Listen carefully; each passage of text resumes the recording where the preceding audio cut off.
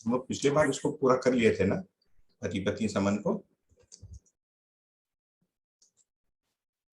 ये हो गया था भैया, आपने इस पर डिस्कशन भी कर लिया था। हो गया ना पूरा? हाँ, ये पूरा हो चुका था हस्बैंड वाइफ। तो सबके ठीक हो गए पति पत्नी संबंध?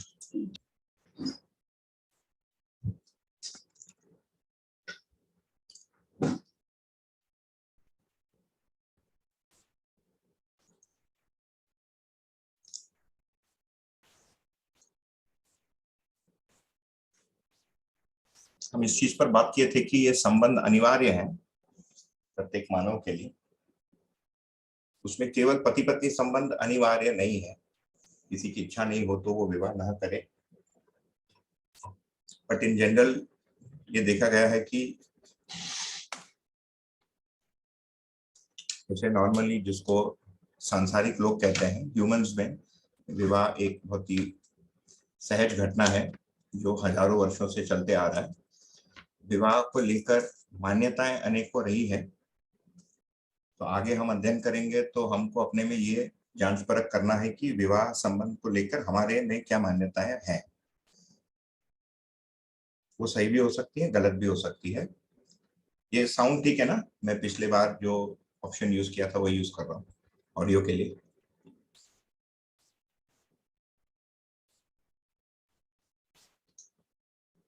साउंड ठीक आ रहा है मेरा? बिल्कुल जी ठीक है भैया, भैया, ठीक है। एकदम साफ है। ठीक।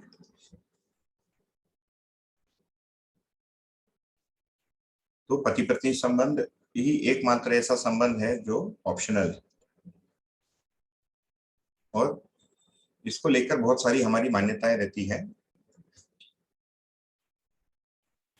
और ये भी दिखता है कि जो लोग अलग सोचते हैं, समाज की एक धारा रहती है किसी भी समय। जैसे हम लोग अभी पिछले 20-30 वर्षों से देखे, भारत के परिप्रेक्ष्य में यदि सोचूं, 50 वर्ष तक यदि ले ले हमारे माता पिता के समय से, तो 1970 या 60 के बाद नौकरी करना अधिक हुआ। उसके पहले लोगों की अपनी अपनी व्यवसाय थी, कोई किसान था, कोई कुछ था।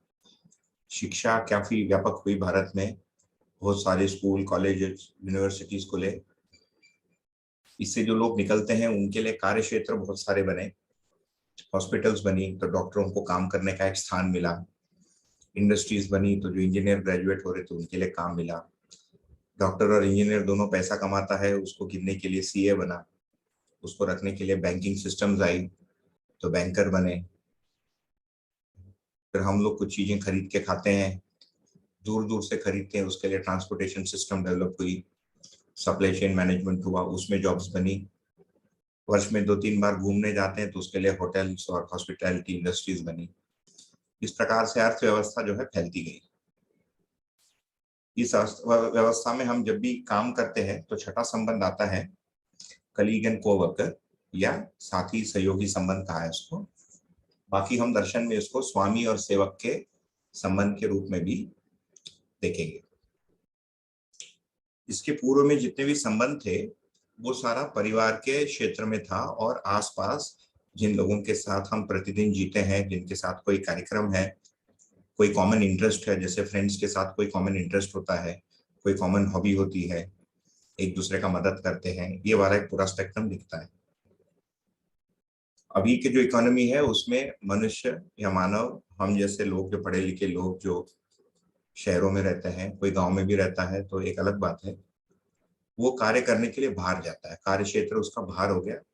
पहले विलेज सिस्टम में, गांव के सिस्टम में कार्य क्षेत्र घर पे ही था, अधिकांश गौपालन और कृषि से संबंधित चीजें थी।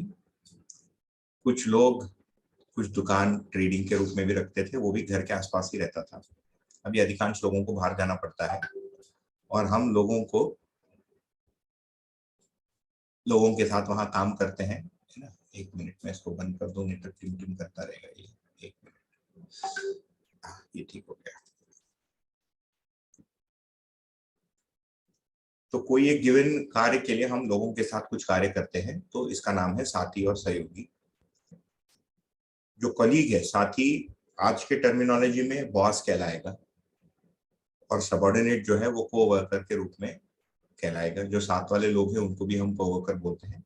वो मदद करने वाला है, हेल्पर है। सहयोगी का मतलब हेल्पर, साथी मतलब साथ में है ना, जिसकी कार्य की जिम्मेदारी।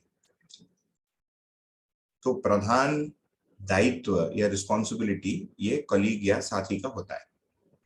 इस संबंध का मूल उद्देश्य क्या है कि किसी भौतिक वस्तु के उत्पादन, सेवा या विनिमय, मेंटेनेंस के लिए हम इस व्यक्ति के साथ आते हैं।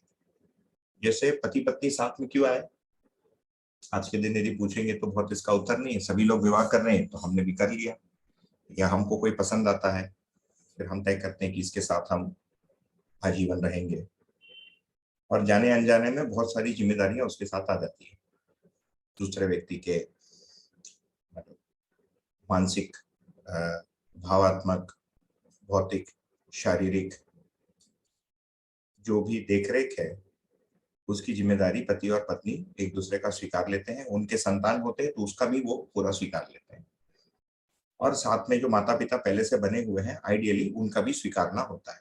तो परिवार एक इंटीग्रल यूनिट के रूप में बन जाती है। तो मानव को जीने के लिए एक जगह मिलता है, कुछ संबंध मिलते हैं, एक कार्यक्रम मिलता है जो उसके प्रगति के लिए भी आवश्यक है, क्योंकि you are suppose to grow actually in these relationships. वो ग्रो होते हैं, हम नहीं होते, एक अलग मुद्दा है। बट आइडियली यदि हमको दिशा पता है, हमारा लक्ष्य पता है मानव का, जो हम परिचय शिविर में बहुत प्रारंभ में चर्चा किए थे कि भाई जीने का लक्ष्य क्या है, तो मैं कुछ समझना चाहता हूँ, एक बेहतर व्यक्ति बनना चाहता हूँ, और ये दोनों करते हुए मुझे अच्छा लगना चाहिए। इसका नाम है सुख या शांति या संतोष। ये तीनों चीजें हम चाहिए, कुछ आवश्यक है। तो परिवार वो स्थान है जिसको हम अभी कर पाते हैं। परिवार में यूजुअली जो कॉमन एरर्स होती है वो क्या होती है, वो ओवरसाइट की होती है। मतलब हम निर्मूल्यन कर देते हैं, किसी संबंध को देखना होता है, हम भूल जाते हैं उसको। बड़े होने के बाद माता पिता को भूल जाते हैं, है ना। बच्चा बड़ा हो गया उसके बाद भूल जाते हैं कि वो बड़ा हो गया, अभी भी उसको बच्चे के रूप में ही ट्रीट करते हैं। प्रारंभ में पति पत्नी संबंध में, विवाह के बाद कुछ खेल कूद, है ना, पति पत्नी यंगस्टर्स करते ही। खेल कूद का मतलब आज के दिन उसको रोमांस और इस प्रकार के शब्दों से बताया जाता है, घूमना, है ना, एक दूसरे का हंसी मजाक उड़ाना, खेलना। पर as you age, middle age आ जाता है तो ये सारी चीजें धीरे धीरे पीछे हट जाती है। तो ये भी दिखता है कि the nature of these relationships, हम उसमें जैसे हैं, ये भी over a period of time परिवर्तित होता है ना। It metamorphizes, metamorphosis. तो इनका जो स्थायी स्वरूप है उसको थोड़ा सा झलक वो समझने के लिए हमने यहाँ पर प्रयत्न किया।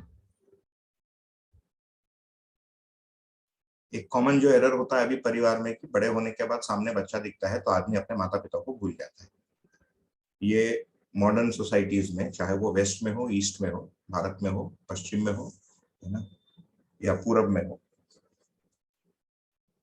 दोनों जगह ये कॉमन है। तो ये एक ध्यान में रखने का मुद्दा है कि बड़े होने के बाद भी माता पिता के प्रति हमारा दायित्व तो बना ही रहता है। हमने जितना उनसे सेवा प्राप्त किया बचपन में, मान लीजिए हमने 15 वर्ष उनसे सेवा प्राप्त किया, 20 वर्ष यूजली प्राप्त करते हैं, तो उनके आखिरी के 20 वर्ष हमको उनको लौटाना पड़ता है। ये नियम है, तभी तो उसकी कंटिन्यूटी बनी रहेगी। हम जब उसको करते हैं, हमारे बच्चे उसको देखते हैं, तो उसको भी ये ध्यान आकर्षण कराना पड़ता है कि देखो मैं जैसा कर रहा हूँ, मेरे बुढ़ापे में तुमको भी करना चाहिए, या तुम करोगे कि नहीं करोगे। ये चीज धीरे धीरे बच्चों में डालना शिक्षा का एक भाग हो जाता है। So how to live in family is best learn in the family, not at school. यदि विद्याशाला में इससे रिलेटेड कोई कंटेंट हो तो अच्छी बात है, बट आज के दिन जनरली इसका कंटेंट नहीं पाया जाता है। रिलेशनशिप के बारे में लोग बात करेंगे, परंतु परिवार में कैसे जीना है ये शिक्षा का भाग कोई भी अल्टरनेटिव एजुकेशन, फॉर्मल एजुकेशन, कोई भी बोर्ड उसमें नहीं दिखता है। इसलिए मूल्य तथा संबंध तथा परिवार में जीने का स्वरूप ये शिक्षा का भी एक भाग हो जाता है। तो उस बच्चे के मन में ये चीज बनी रहती है, तो होपफुली या आइडियली बड़ा होने के बाद वो उसको पूरा कर सकता है। कई बार बोलना भी नहीं पड़ता है।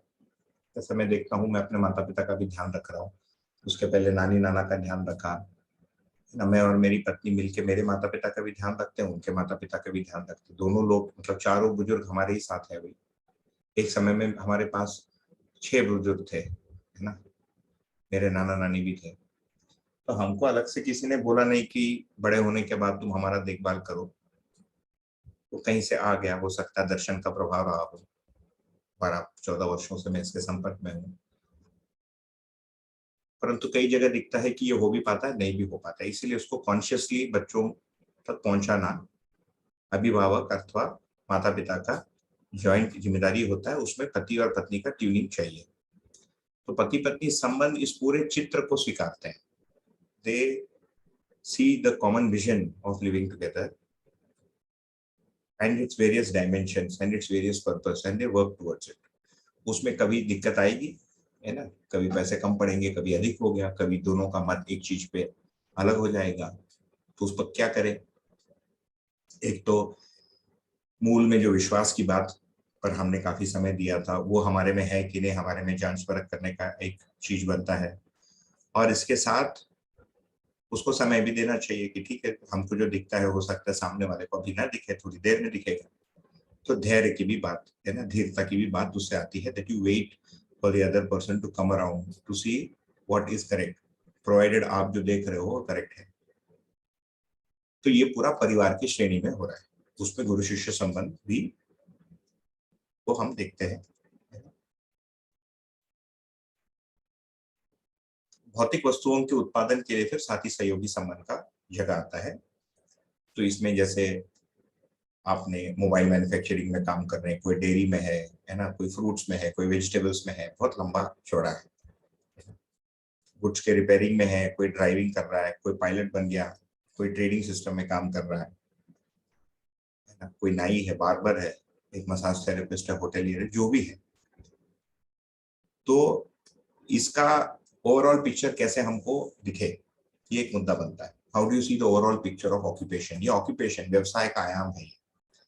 हमारा जो भौतिक आयाम है, एक तो कंजम्पशन का था, दूसरा उसको प्रोड्यूस करने के लिए व्यवसाय करना पड़ता है। और बॉक्स नंबर 4 है ना, इन इनिशियल बॉक्स। तो जो भी मैं कंज्यूम करता हूँ वो कहीं से आता है, तो उस सिस्टम में मेरी भी कोई योगदान रहे, ये हर मनुष्य की एक नैतिक जिम्मेदारी बनती है। So this is a social responsibility that every human being has, because you and your family consume material goods, है ना, हम सारे भौतिक वस्तुओं का उपयोग करते हैं, उसका उपभोग करते हैं। तो उसमें कोई ढंग के व्यवसाय में हमारा भागीदारी रहे, ये हमारी नैतिक जिम्मेदारी बनती है। नहीं तो क्या होगा, कुछ लोग केवल बैठकर खाएंगे, और आज के दिन बैठकर खाने के लिए कई अनेकों आयाम हो गए, है ना। आप क्रिप्टो करेंसी में इन्वेस्ट कर दो, आपने किया कुछ नहीं, उसकी वैल्यू 500 से $30,000 हो गया, आप बैठ के खा रहे हो, उसको बेच के खा रहे हो। एक एडवांस्ड आयु के बाद तो ठीक ही है, 75-80 की आयु के बाद एक आदमी में काम कार्य करने की ताकत नहीं होती है शरीर में। उसमें भी देखते हैं कि जो बुजुर्ग लोग हैं, जो ट्रेडिशनल सोसाइटीज हैं, क्योंकि आज के बुजुर्ग लोग क्या करते हैं कहना कठिन है, वीडियो गेम खेलते हैं कि मूवी देखते हैं, पर ट्रेडिशनली क्या था, हम हमारे ही घर में देख सकते हैं कि जो नाना नानी दादा दादी थे या हमारे माता पिता थे, उस समय भले ही वो कुछ कमा नहीं रहे हो, मतलब कोई प्रोड्यूस नहीं कर रहे हो, बाहर जाके कोई बड़ी वस्तु नहीं लेकर आ रहे हो, घर में जो भी पॉसिबल है वो करते रहते हैं कुछ कामकाज। इन जनरल ये देखा जाता है। तो मनुष्य में कार्य करने की प्रवृत्ति है। तो ये दर्शन ये नहीं कह रहा कि हम कार्य नहीं करें या निष्क्रिय हो जाए। हमको समझ चाहिए, ज्ञान संपन्नता चाहिए। इसका ये मतलब नहीं कि कार्य का क्षेत्र पूरा शून्य हो जाएगा, थोड़े समय के लिए हो सकता है ना। उसको हम आगे देखेंगे, जब अध्ययन विधि के बारे में बात करेंगे, आज से 1-1.5 वर्ष बाद बात कर पाएंगे हम उस पर। तो what is the rhythm of living, एक आदमी जो इन चीजों को समझ के आगे बढ़ना चाहता है, उसके लिए रिदम क्या होगा, उस पर थोड़ी सी विचार विमर्श करेंगे। तो इस संबंध में ये दिखता है कि हम सारी चीजें तो बनाते नहीं, इसीलिए हम जो भी बनाते हैं उसको हम विनिमय भी करेंगे। तो मान लीजिए मैं औषधि बनाता हूँ, आई मेक मेडिसिन, तो जिन लोगों को औषधि चाहिए उसको मुझे ट्रेड करना पड़ता है, एक्सचेंज करना पड़ता है, आज के दिन उसको बेचना बोलते हैं। उसके बदले में फिर मुझे कुछ मूल्य मिलता है, आज के दिन उसको पैसा बोलते हैं। But I basically get the power to purchase things, ये पैसे का मतलब है। money indicates the power to be able to purchase things in that society, है ना. नेपाली करेंसी यहाँ नहीं चलेगा.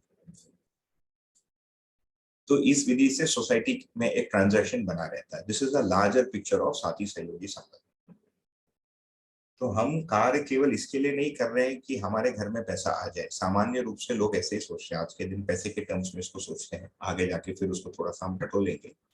परंतु हमारी एक नैतिक जिम्मेदारी है, उसको हम पूरा कर रहे हैं. ये जब बात हमको समझ में आती है तो इसकी एक अलग दृष्टि हमारी बनती है या बन सकती है. तो इसमें हम जो भी कार्य करेंगे अकेले तो नहीं करेंगे. अकेले में कोई आदमी कोई चीज बना लिया ऐसा तो होता नहीं, है ना. तो यहाँ पर जो लिखा है, we need assistance for these occupations related to material production which can be sourced by money today. In today's terms we commonly call this earning money, but if you observe this, क्या दिखेगा, ये पैसे से कोई material object मिलता है या पैसा वो प्रॉमिस है कि आगे वो मटेरियल ऑब्जेक्ट मुझे मिल सकता है. मेरे बैंक में 50 लाख रुपए है. What does the 50 lakh indicate? It indicates that some time in future उसके इक्विवेलेंट गुड्स मुझे मिल सकते हैं. तो मनी या पैसा को देखें, it is a means to an end. वो अपने में कोई लक्ष्य नहीं है. और ये कॉमन हमारे में एक कल्पनाशीलता के प्रोजेक्शन का एरर है, क्योंकि मानव में कल्पनाशीलता है. इसको हम जब जीवन क्रिया या चैतन्य क्रिया मानव को जब अध्ययन किए, थोड़ा सा हमने उसको देखा था, तो हम वो भी प्रोजेक्ट कर पाते हैं या वो एसोसिएशंस बना सकते हैं जिसका कोई वास्तविकता नहीं. तो दोनों आप प्रोजेक्ट कर सकते हो, जो वास्तविकता में है वो भी, जो नहीं है वो भी. मैं किसी के बगीचे में घूमने जाता हूँ, थोड़ी दिन के बाद मुझे लगने लगता है कि ये पेड़ भी मेरा ही, मुझे लगता है, होता नहीं. तो फिर मैं अगले दिन उनके बगीचे में जाता हूँ तो वहां से एक आम तोड़ के लाता हूँ. उस आदमी को लगेगा इसने कैसे तोड़ ली मेरी आम. मुझे लगेगा मैं रोज तुम्हारे साथ घूमने आता हूँ, है ना, मैंने भी एक बार पानी दिया तो मेरा आम का पेड़ हो गया. ये यहाँ से झंझट पैदा होता है. ये जो गलत एसोसिएशन है हमारे, हम वस्तु के साथ मानसिक रूप से चिपक जाते हैं तथा पैसे के साथ भी हम मानसिक रूप से चिपक जाते हैं. इसको हम कैसे समझें?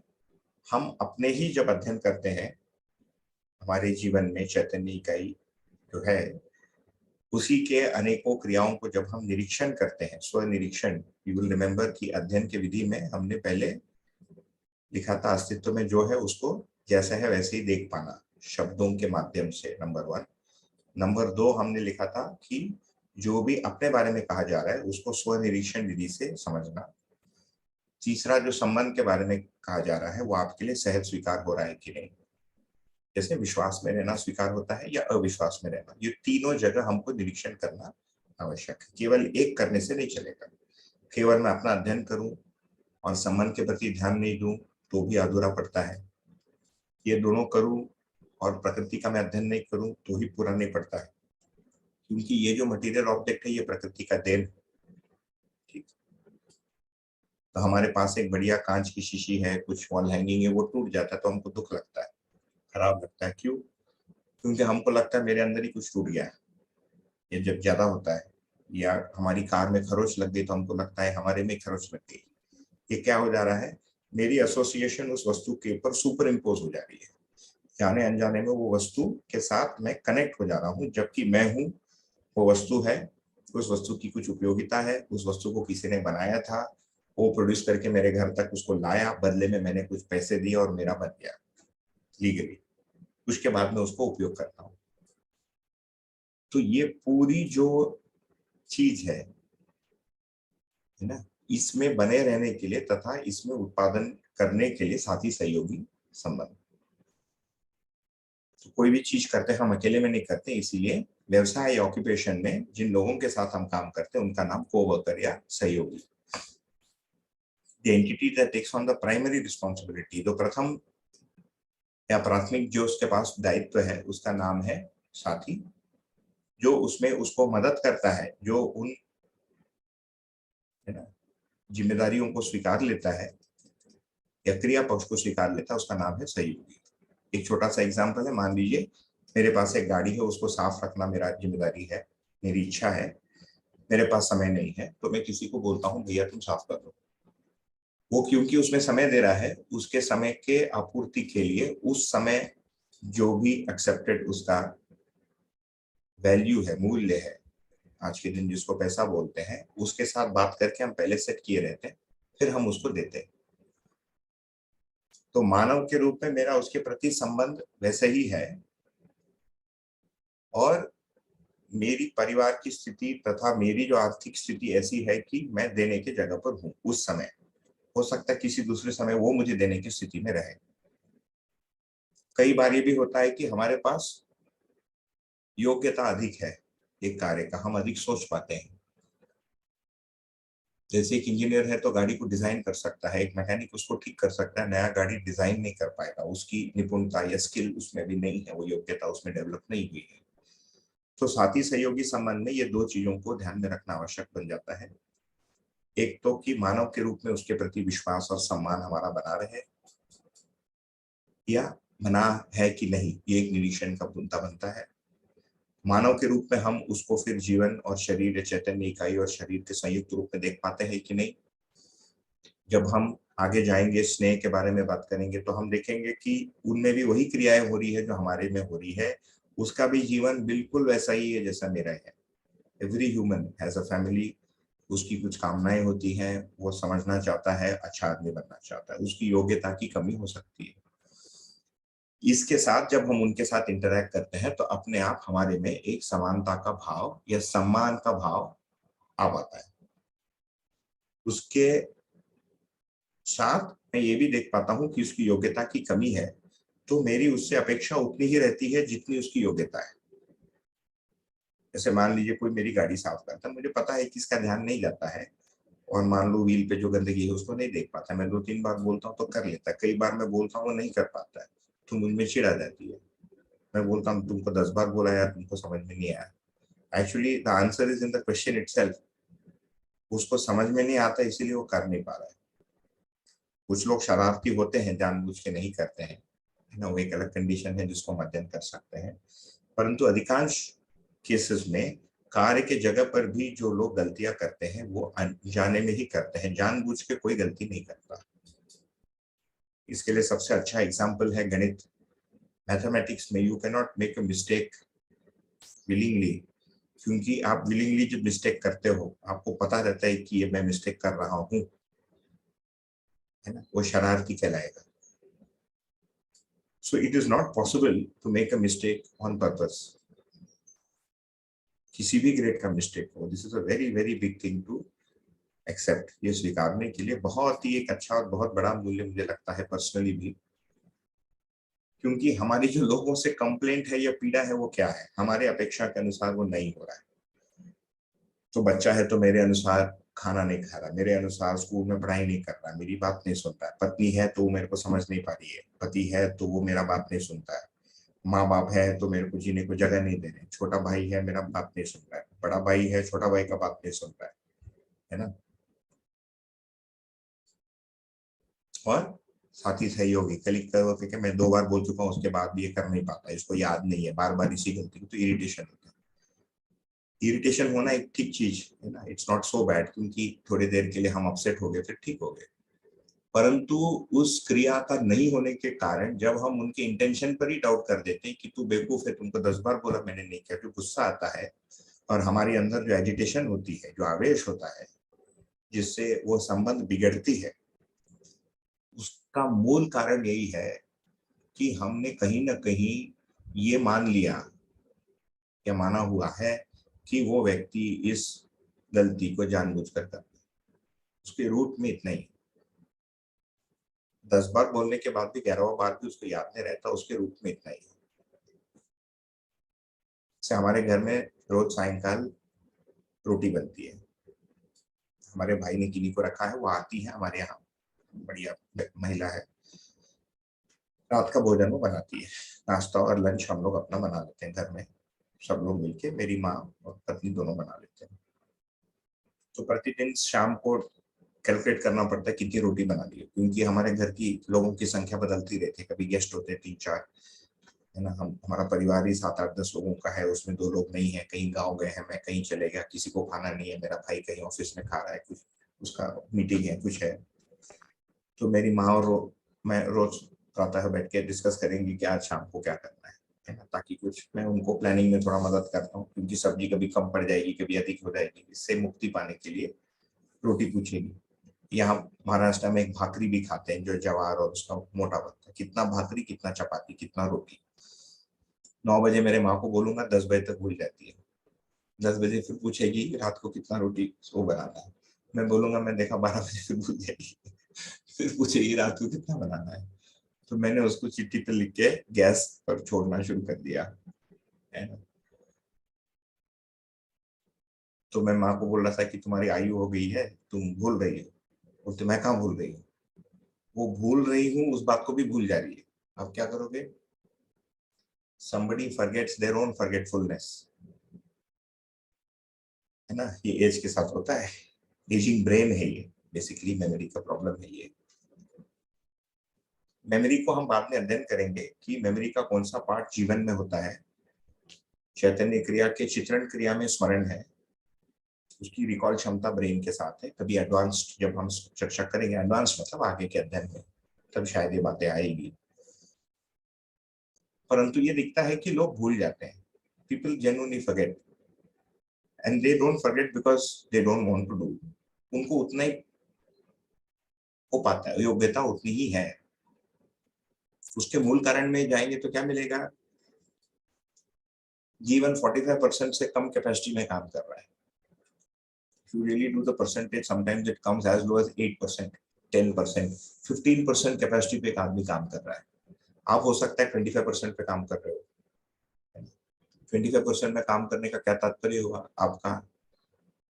भाई उसमें ये हुआ कि आपको चीजें जल्दी ग्रहण होती है और अधिक समझ में आता, अधिक दिखता है। इन गिवन सिचुएशन आपको चीजें जल्दी दिख जाती है। किसी किसी का किसी कार्य में इंटरेस्ट अधिक होता है तो उसको वाली चीज याद रहती है, बार बार पूछता है। आपको उस चीज में इंटरेस्ट नहीं होता, आप भूल जाते हो। कि आपके सामने उससे ज्यादा महत्वपूर्ण, अधिक महत्वपूर्ण कोई कार्य होता है, इसलिए उस वाले कार्य को आप भूल जाते हो। कई बार आप डिस्ट्रैक्ट हो जाते हैं, आपके अंदर ही कोई परेशानी हो रही है तो आपको नहीं समझ में आता है। तो साथी सहयोगी संबंध में उस मानव के साथ हम हैं, इसका बोध होना आवश्यक है, इसका सेंस होना, इसकी स्वीकृति होना, that you are dealing with a full fledged dynamic human being that has limitations, जो जिसको हम आगे जाके जागृति क्रम के रूप में समझेंगे। अवेकनिंग प्रोग्रेशन, जागृति क्रम का मतलब the degree of development in the human being, awakening के रूप में, उसके कैपेसिटी के रूप में, है ना। जैसे हमारे से हम लोग जो सुन रहे हैं, कोई 50 वर्ष का हो सकता है कोई 60 का है, कोई 18 का, कोई 20 का है। हम काफी सारा जिंदगी जी चुके हैं बिना इसको समझे कि हमने किया क्या और कर क्यों रहे हैं at the end of the day, है ना। इसकी स्पष्टता नहीं रहती। डे टू डे जीते हम या ईयर टू ईयर जीते हैं। एक फिक्स डिपॉजिट बना ली, 1 साल का, 3 साल का, वहीं तक हमारा रेंज होता है देखने का अपने ही जीवन को। फिर कोई आता है बोलता है नहीं नहीं, तुमको सुखी होना है, तुमको जागृत होना है, तुमको समझने की आवश्यकता है ना। जैसे शिविर में बता रहे, तो सडनली ध्यान जाता है कि हाँ बात तो सही है, 7 संबंध है या 17 संबंध है, कुछ भी हो, उस पर मुझे जीना है। तो क्या हुआ? हमारा ध्यान आकर्षण हुआ। बाकी कोई इनपुट नहीं जा रहा है ना, आपके अंदर कोई फिजिकल केमिकल इनपुट नहीं जा रहा है। लाइव शिविर में तो जाता नहीं, ये रिमोटली कंप्यूटर के थ्रू तो कुछ भी नहीं जाता है, ये तो पक्की बात है। I can't influence you in any way ना, can not supply anything to you from here, digitally कुछ नहीं कर सकते। इन बातों को सुन के यदि ये बातें सच्ची हैं, सही है, इसको समान रूप में भास होता है सबको। Everybody is able to see it in the same way, इसी का नाम भास होना है। यहाँ जो कहा जा रहा है यदि वो गलत है तो आप उसमें कंटेस्ट कर सकते हो कि नहीं, मेरे में संबंध है ही नहीं। ऐसा कोई आदमी नहीं मिलेगा हमको जिसका कोई संबंध नहीं है, ये हमको पता है। पहले हमारा ध्यान नहीं गया रहता, अभी हमारा ध्यान जाता है तो हम कहते हैं हाँ संबंध का मुझे भास हुआ। तो साथी सहयोगी क्या करते हैं? साथ में आते हैं किसी चीज को पूरा करने के लिए। ये कॉम्प्लीमेंट्री रूप से करते हैं, पूरकता विधि से करते हैं। एंड यहाँ पर भी देखेंगे तो परिभाषा है ना, यहाँ जो लिखा है that the definitions are based on the roles that each one plays. तो अभी मैं बॉस हूँ, हो सकता है दूसरे किसी काम में मुझे उसके लिए सीखना पड़े।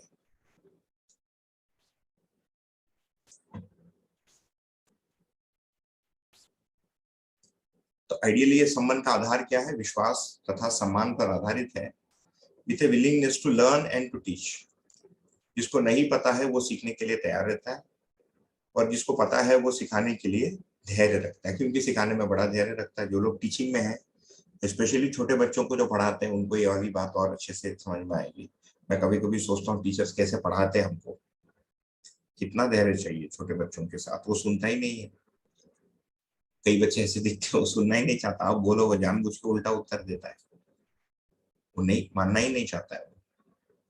जब हमको ये पता चलता है कि ये जो हो रहा है चीज, ये जीवन या चैतन्य कोई क्रिया है, तब उसकी डायनेमिज्म को हम अप्रिशिएट कर पाते हैं कि कितना वेरिएशन हो सकता है एक आदमी में, सिमिलैरिटी होने के बावजूद। इसीलिए एक ही घर के दो बच्चे एक जैसे रहते ही नहीं, एक ही भोजन करके।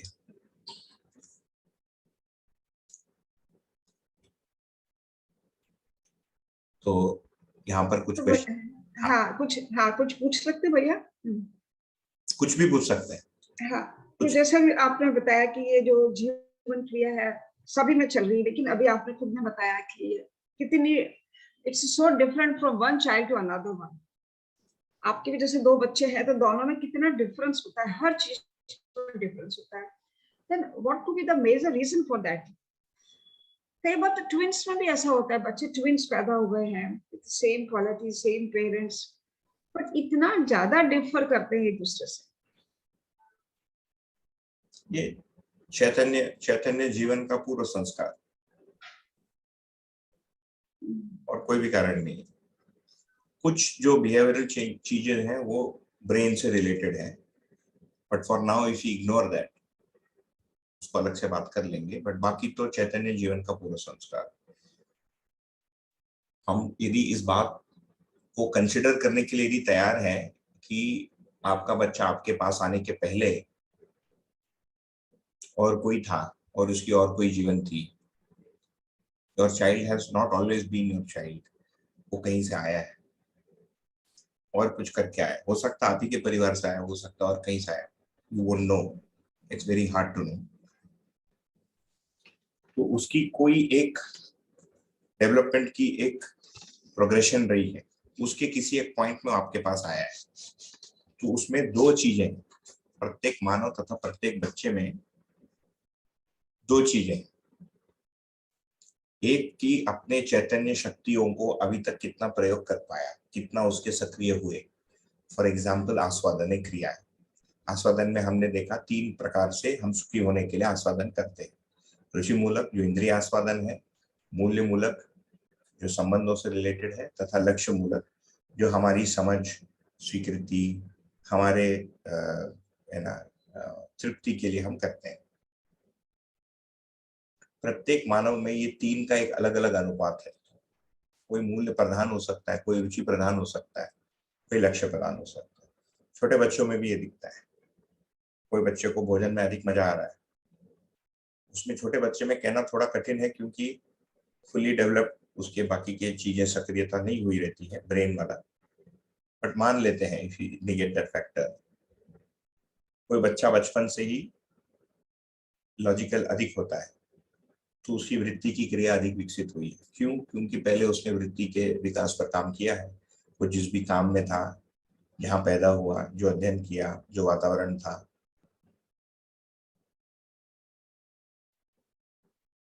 कुछ बच्चे ज्यादा इमोशनल होते हैं, थोड़ा भी बोलो। मेरी भाई की मेरी बेटी के क्लासमेट, वो घर पे आती है, उसी के स्कूल की है, तो हमने देखा कि बहुत सेंसिटिव।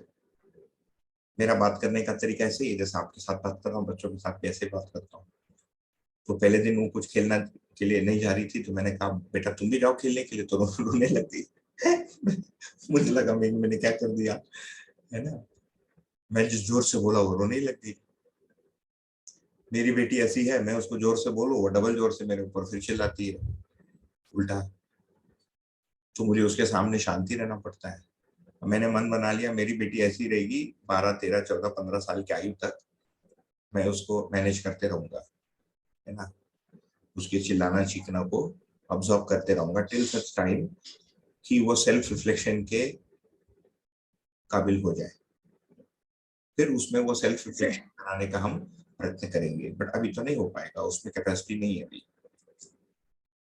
तो प्रत्येक बच्चे में दो प्रकार के इंप्रेशन होती है, दो प्रकार की लेटर से योग्यता प्रत्येक मानव में भी है। एक तो जीवन के क्रियाओं को कितना सक्रिय वो कर पाया, कितना उपयोग कर पाया, दूसरा उसका कंटेंट क्या है, कौन से दिशा में उसने उसको लगाया। Very intelligent man can deploy his intelligence. Intelligence का मतलब चित्रण और विश्लेषण करने की क्षमता, सिंपल है। इंटेलिजेंस क्या है? विश्लेषण करने की क्षमता। वेरी गुड मेमोरी क्या है? चित्त में चित्रित करने का क्षमता, चित्र ग्रहण करने का क्षमता, रिकॉल क्षमता।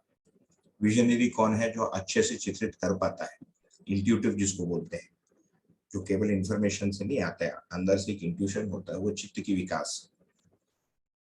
तो एक बहुत इंटेलिजेंट आदमी दुनिया के विनाश के लिए भी सोच सकता है, मैं आईएएस टॉपर बनूंगा ये भी सोच सकता है, मैं सब पे राज करूंगा ये भी सोच सकता है, मैं दुनिया का सबसे अच्छा आदमी बनूंगा ये भी सोच सकता है। ये दिशा जो है सबकी अलग अलग। तो बच्चों में ये दोनों चीजें होती है, इसी का नाम है पूर्व संस्कार। कि कुछ भैया ऐसा नहीं है जैसे अपने परंपरा में मतलब हर मनुष्य सात्विक राजसिक तामसिक गुणों के कॉम्बिनेशन से बनता है, कुछ इस तरह की बात बता रहे हैं आप? हाँ, इस दर्शन में तामसिक राजसिक और तात्विक सात्विक शब्दों का बहुत प्रयोग नहीं हुआ, एक ही जगह है। यहाँ पर हम सम विषम और मध्यस्थ गुणों के बारे में बात करते हैं, जो क्वालिटीज, गुण का मतलब क्वालिटी। हमने थोड़ा सा उसको अध्ययन किया था, रूप गुण स्वभाव धर्म। तो गुण जो है हाँ, परस्परता में जो क्वालिटी है वो है, जैसे ये बल्ब की क्वालिटी है कम गर्म करता है, दूसरी बल्ब की क्वालिटी ज्यादा गर्म करता है, ये गुण है ना। तो दो प्रकार के गुण बच्चों में दिखेंगे। ये सेकंड वाला मैंने जो कहा कि कौन सी दिशा में, वो सम गति में जाएगा कि विषम गति में जाएगा। अच्छा, सम विषम। हाँ, मध्यस्थ अभी जनरली होता नहीं, मध्यस्थ बहुत हायर ऑर्डर ऑफ डेवलपमेंट नहीं मिलता है। मध्यस्थ इज इक्वल टू सत्व गुण, है ना, रजोगुण इज इक्वल टू सम। ठीक है, ठीक है, हाँ, रजोगुण, ठीक है भैया। तामसिक या तमोगुण इज इक्वल टू विषम ऑन एवरेज। बट विषम और सत्व, हाँ, सत्व जो है ये मध्यस्थ है, बट हम राजस राजसिक तामसिक और सात्विक को बहुत वो नहीं लेंगे, क्योंकि उनका जो शब्द है इंडियन ट्रेडिशन में परंपरा में यूज हुआ है और उसके इंटरप्रिटेशंस कई हैं, फिर हम उसमें फंस जाएंगे। कोई तामसिक को नहीं स्लो नहीं, मूविंग मानता है, कोई सात्विक को है ना वो मानता है माने निर्मल, है ना, और राजसिक को एक्टिव मानता है, उसमें हम चले जाएंगे। But yes, in general, but you will also see that जो हमने जो चार जीने के आयाम से हमने शुरू किया था, और फेमस 4 बॉक्सेस है ना, मैं फेमस इसीलिए बोलता हूँ क्योंकि we take it back there, बार बार हम उसका स्मरण करते हैं। कुछ बच्चों का भौतिक चीजों पर अधिक ध्यान रहता है, भौतिक वस्तुओं उसके पास रहे। कुछ तो बचपने में रहता ही है, सारे बच्चों में रहता है। सारी लड़कियां आजकल मैं देखता हूँ वो लिपस्टिक पहनना चाहती है, कपड़ा पहनना चाहती है, माँ का दुपट्टा ओढ़ के देखना चाहती है, खुसुर खुसुर करती है एक दूसरे के साथ, है ना, शीशे के सामने खड़े रहते हैं। लड़के जनरली ये सब नहीं करते, कपड़ा बदल के वो देखना। एक तो लड़कियां बचपन से ही देखते हैं कि उसका जेंडर के साथ एसोसिएशन हो जाता है किसी समय, फिर माँ बाप मिलकर भी उसको लड़की बना देते हैं, बाहर ले जाते हैं, उसको फ्रॉक पहनाएंगे, उसको फोटो खींचेंगे, तुम कितनी अच्छी लग रही है 4 बार बोलेंगे, उसके अंदर स्वीकार हो जाता है कि ये फ्रॉक पहनने से लोग मुझे प्रशंसा मिलती है, वो फ्रॉक पहनती है, फिर जिंदगी भर फ्रॉक को छोड़ नहीं पाती है ना। वही फ्रॉक अलग अलग स्वरूप लेता रहेगा आगे। एग्जैक्ट भैया। इवन आप देखिए लड़कियां जब बचपन में खेलती भी है तो मम्मी पापा गेम खेलेंगे, जो बॉयज है वो कार से खेलेंगे, एरोप्लेन से खेलेंगे। ये उनमें इनबॉर्न इस तरह की एक तरह से वो क्वालिटी आ जाती है बच्चों में, अपना आप सहज ही। बहुत कुछ अब टेंडेंसीज। जैसे मैं अपने घर पे देख, बोलिए ना। हाँ बस वही, जैसे वो लड़का है वो लेगो से ही खेलता है सारा, छोटा बच्चा है, he always wants to make Lego. और जो लड़की है वो रोटी बनाने के लिए आतुर रहेगी, कभी मम्मी मम्मी खेलेगी।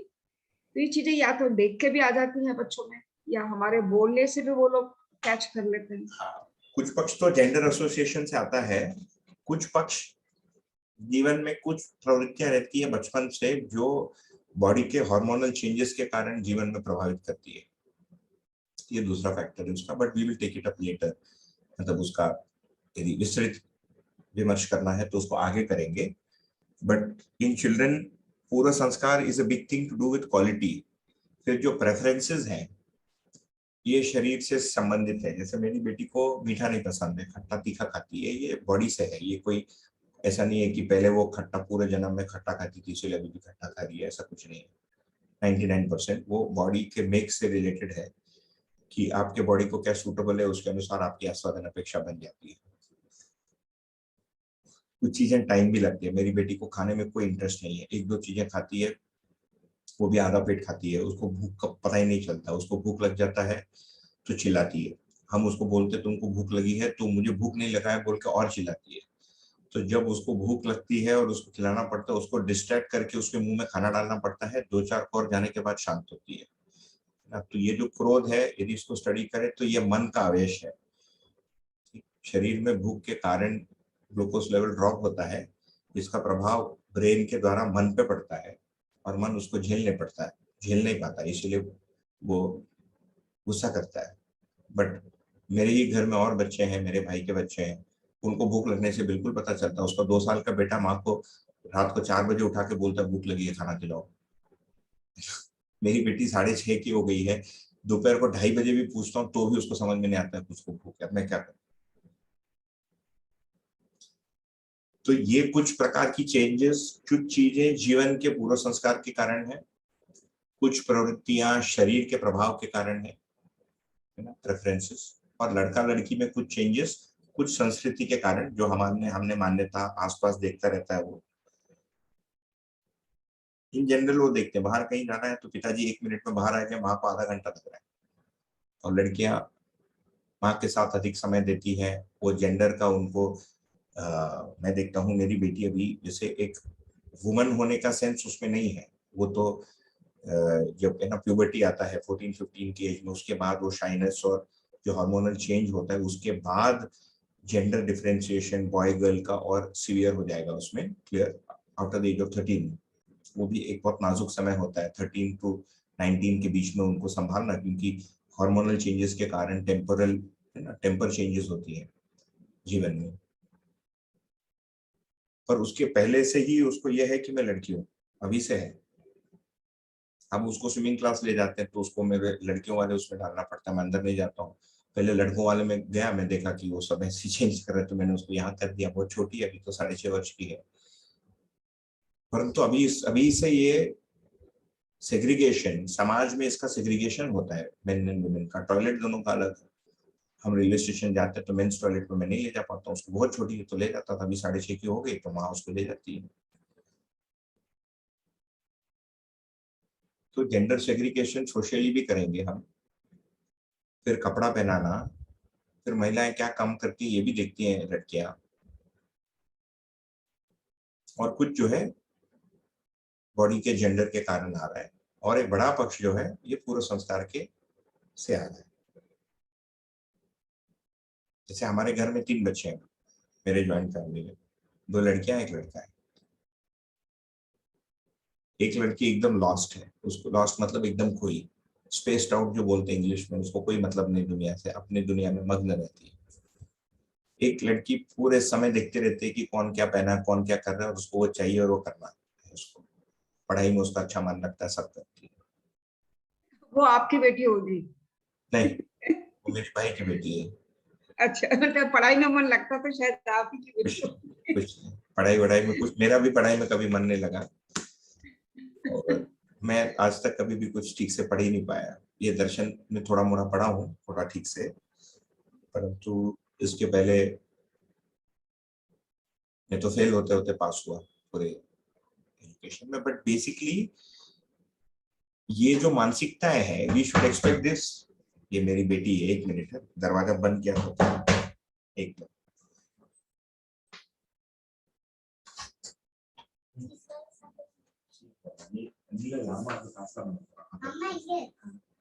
शॉपिंग बैग क्लास लेते हैं वो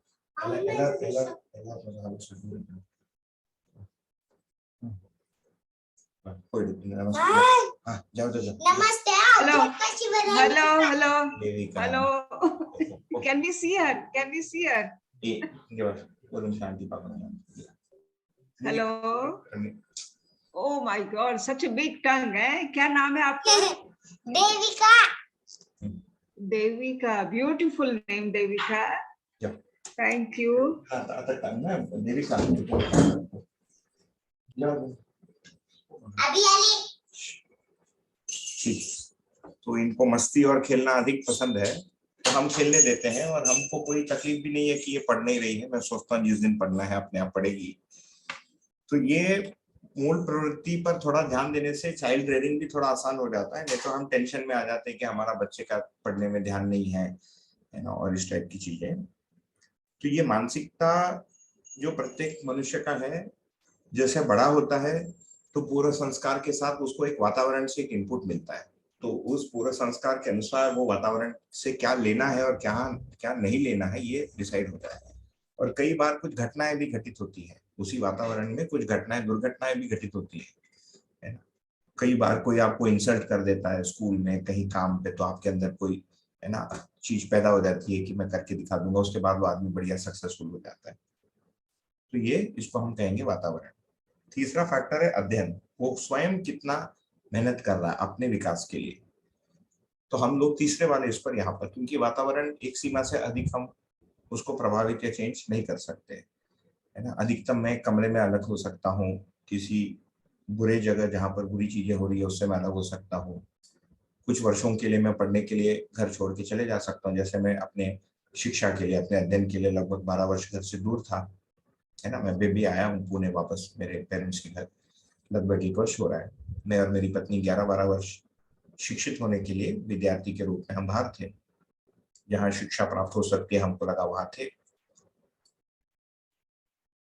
परंतु एक सीमा से अधिक वहां का वातावरण भी हम चेंज नहीं कर सकते हैं और घर का वातावरण भी एक सीमा से अधिक चेंज नहीं कर सकते। ये 3 फैक्टर हैं, पूर्व संस्कार, वातावरण और अध्ययन। तो साथी सहयोगी संबंध में इस बात के प्रति यदि हम संवेदनशील रहते हैं, सेंसिटिव रहते हैं कि सामने वाले मानव में भी ये सारी चीजें हैं, तो हमारा वहां पर कार्य करना आज के दिन सुलभ हो जाता है। चाहे वो हम हॉस्पिटल में काम कर रहे हो, बैंक में हो है ना, किसी फैक्ट्री में हो, किसी ऑफिस में हो, या हम खेती भी कर रहे हैं। फिर वहां की नियम और मान्यता के अनुसार कुछ करना पड़ेगा। आप यहाँ इधर हम जो अध्ययन कर रहे हैं, जब तक उन लोगों को और आपके पूरे फैक्ट्री को इन चीजों के बारे में पता नहीं चलता, ऐसा व्यवहार वो लोग नहीं करेंगे। इस स्वीकृति के साथ फिर उनके साथ कैसे रहना है वो हमको विवेक से तय करना पड़ेगा। जैसे मुझे बहुत वर्ष पहले याद है, एक व्यक्ति थे जो शिविर किए थे और पुणे आए थे, मेरे से मिलने आए थे, कुछ समय मिले तो बोले मुझे बहुत पीड़ा हो गई। मैंने कहा बताइए क्या हो गया बताओ। बोला नहीं ये सब संबंध और अखंड समाज और स्नेह सबके बारे में मैंने सुना, मुझे बहुत अच्छा लगा, पर मेरा जो काम है वो कंस्ट्रक्शन का है। जब तक मैं डांटू नहीं और गाली गलौज नहीं करूँ वो लोग काम ही नहीं करते। मैं उनके साथ अच्छे से व्यवहार करके देखा, वो सब सर पे चढ़ के बैठ गए, काम ही नहीं कर रहा है। तो उसका उत्तर क्या है, जब तक सामने वाले पक्ष में भी वो स्वीकृति और स्पष्टता नहीं आती है, तब तक वो जिस का यूज टू है, उसमें जिस चीज की अभ्यास हो गई है, उस सिस्टम का जो अभ्यास है, उस अभ्यास को आपको तटस्थ होकर फॉलो करना पड़ेगा। दूसरा कोई उपाय नहीं है उसमें।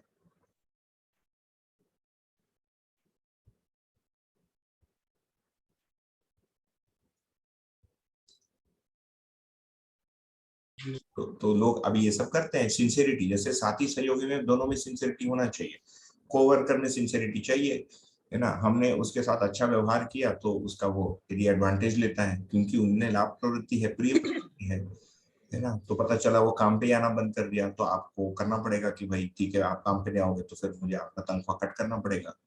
तो उस भय से फिर आना शुरू करता है, लगता है कि हमने अमानवीय कार्य किया।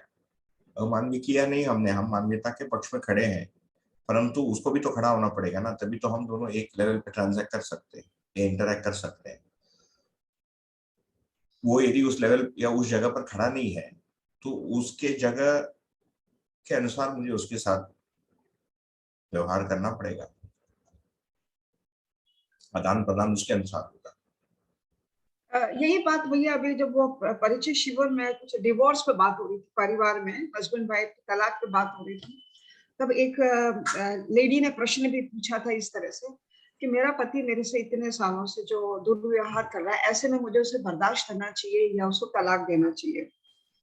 तो यही जवाब था जैसे आप कह रहे हैं अभी कि सामने वाले को भी उस चीज का लेवल तो होना ही चाहिए ना, चाहे वो हस्बैंड हो चाहे वाइफ हो, तब तक वो उसको बर्दाश्त करेंगे। एक लेवल पे कहीं समानता तो आनी ही चाहिए, चाहे वर्कर्स पे हो चाहे और any may be any other relation also. देखिए, ये जीवन विद्या शिविर मध्यस्थ दर्शन के प्रवेश का शिविर है। इसमें जीवन एक इकाई के रूप में होना, मानव का लक्ष्य, मनुष्य के जीने के आयाम, उसका यथार्थ स्वरूप और जो भी समस्याएं हो रही हैं वो किस समझ के अभाव के कारण हो रही हैं, चाहे हमारे में हो, सामने वाले व्यक्ति में हो या समाज में हो, इसको ये दर्शाता है। एक पर्टिकुलर संबंध में ये काउंसलिंग देने में अक्षम है या नहीं कर सकता क्योंकि वो एक व्यक्तिगत निर्णय है, क्योंकि उसमें ये देखना पड़ेगा कि जिस व्यक्ति को तकलीफ हो रही है उनकी ओर से क्या गलतियां हुई, तो उसके लिए मैरिज काउंसलर के पास जाना अधिक ठीक है, वो जीवन विद्या शिविर में नहीं सुलझेगा। कुछ शेयरिंग पे कुछ बात हुई थी तभी ऐसे उठा था, हालांकि इसमें कोई सलाह नहीं, बस सोम भैया थे, कुछ नहीं बोले थे शायद, मुझे लगता है कि उसने फिर बाद में बात करी थी। लेकिन इस तरह एक प्रश्न उठा था जो भी आप बता रहे हैं कि दोनों तरफ से रिश्ते में फिर चाहे वो वर्कर्स के साथ हो चाहे घर में और किसी रिलेशन के साथ में हो। हाँ, यदि बर्दाश्त नहीं हो रहा है और हमसे नहीं हो रहा है तो फिर अलग होना ही ठीक है, क्या करें। When it is unmanageable, then maybe separation is a better option, but वो तो उस व्यक्ति को तय करना पड़ेगा। नहीं तो देखिए समाज भी इतने आसानी से तलाक देता नहीं है। पहले जब आप उसका अप्लाई करते हैं तो गवर्नमेंट एक काउंसलर अपॉइंट करती है फॉर फ्री। मैं एक केस जानता हूँ, हमारे दूर के कोई एक संपर्क के हैं, उनकी बहन का विवाह हुआ, उसमें हम लोग थोड़े इंस्ट्रूमेंटल थे। एक दिन वो लड़का बोल दिया उसको कि I am board with you, है ना, तो लड़की एकदम डेवस्टेट हो गई कि मैं कहाँ जाऊंगी, तो वो बोला नहीं मुझे बोर हो गया, तुम चले जाओ। वो मानने कोई तैयार नहीं, वो एकदम बोर ही हो गया, जैसे गाड़ी से बोर होते हैं ना, वैसे अपने पत्नी से बोर हो गया। वो कहा कि नहीं तुम मेरे साथ फ्रेंड्स के साथ आके बढ़िया पार्टी में नहीं रह सकती, तुम घर पे रहती, जो भी हो उसके 10 कारण थे।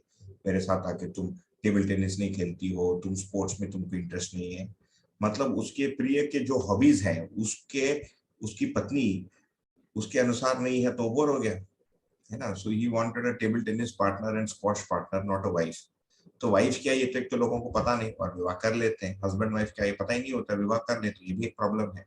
सो if you trace the problem, we are already sitting inside a problem, है ना। हमने ऑलरेडी अज्ञानवश किन्हीं संबंधों में हम उतर गए बिना सोचे समझे, है ना। वो रॉन्ग नंबर लग जाता है कभी, बिल्कुल ही मैच नहीं होता है, या हो सकता है हम सही है सामने वाला बिल्कुल ही गलत है, क्या करोगे। तो ये लोग, ये कहानी है किसी सिटी की, इंडिया में अभी 8-10 वर्ष पहले हुआ, तो गवर्नमेंट काउंसलर के पास गया वो, they went to the family court, family court said you have to first get to counseling। मुझे विश्वास नहीं हुआ, 1 वर्ष में पता चला ये दोनों फिर साथ हो गए। मैंने कहा कैसे हुआ, वो बोला वो गवर्नमेंट काउंसलर ने कन्विंस कर दिया उस लड़की को। सो मुझे आश्चर्य हुआ कि भारत में government also works sometimes in strange veg, है ना। हमको लगता है रास्ते पे रोड भी ठीक से नहीं बना पाए, बट लोगों का डाइवोर्स रुका देती है सरकारी सिस्टम कभी कभी। तो कई बार बात करने से चीजें सुलझ भी जाती है, सुलझ जाती, कई बार रास्ता समझ में आने लगता तो है। सरकार वही तो, डाइवोर्स एक ऐसी चीज है कि सरकार भी उसको अलाउ नहीं करती है, the law too and society too is not in favour of people separating once they have joined, unless बहुत कोई दुर्घटना घटित, बहुत बड़ा है कोई अपराध हो गया हो, जैसे बिल क्लिंटन था, he was accused of infidelity, है ना, पूरे कंट्री के सामने अमेरिकन प्रेसिडेंट को आकर बोलना पड़ा कि मेरे से ऐसा गलती हो गया, ठीक, और उसके पत्नी ने फिर बाद में स्वीकार लिया उसको, दोनों साथ में है, अलग नहीं हुए। ये सबसे बड़ा अपराध है इनफिडेलिटी, सबसे बड़ा डैमेजिंग जो वस्तु होता है पारिवारिक या वैवाहिक जीवन में, ये पर नारी और पर पुरुष है। इससे कम वाला होता है कि घोर शोषण, है ना, जो जनरली अभी की जो सिस्टम जैसे चली है, पुरुष का महिला के ऊपर होता है, डॉरी के रूप में होता है, काम कराया, है ना, शोषण, शुद्ध शोषण। अभी आजकल बहुत कम हो गया ये, कम से कम ये पढ़े, ये एजुकेटेड वर्ग में, पढ़ा लिखा का मतलब educated, not reading and writing. Educated का मतलब मेंटली कुछ इंप्रूव हुआ है, ये लिटरेसी और एजुकेशन में अंतर है। उससे कम होता है कि दिशा ही भिन्न है, हम ऐसा जाना चाहते हैं, वो ऐसा जाना चाहते हैं, तो फिर कार्यक्रम कॉमन कुछ है ही नहीं, तो हो गया अलग। इससे कम वाला प्रॉब्लम। उससे कम वाला प्रॉब्लम है टेम्परामेंट ही मैच नहीं हो रहा, बार बार ये चिल्लाता है, वो मैनेज हो सकता है। 1 से 10 तक गिनो, जब तक उसको गुस्सा आता है, count to 10, have a lime juice, तो ये टेक्निक से ठीक हो सकता है, बिहेवियरल टेक्निक से, जिसको बिहेवियरल साइंस बोलेंगे। तो if you go to a counsellor और if you attend some how to live better workshop, है ना, art of living, science of living, कला ऑफ लिविंग, बहुत सारे वर्कशॉप्स हैं, उससे भी सुलझ जाता है वो problem. You don't need very detail theory and all that for that. उससे भी कम टाइप की प्रॉब्लम होती है कि बोरियत आ गई है ना, हॉबीज एक जैसे नहीं रहे, है ना, ये पूरे दिन बुक पढ़ता है, मुझे पूरे दिन घूमना है, ये सब मैनेज हो जाता है। Those are not sufficient grounds to separate.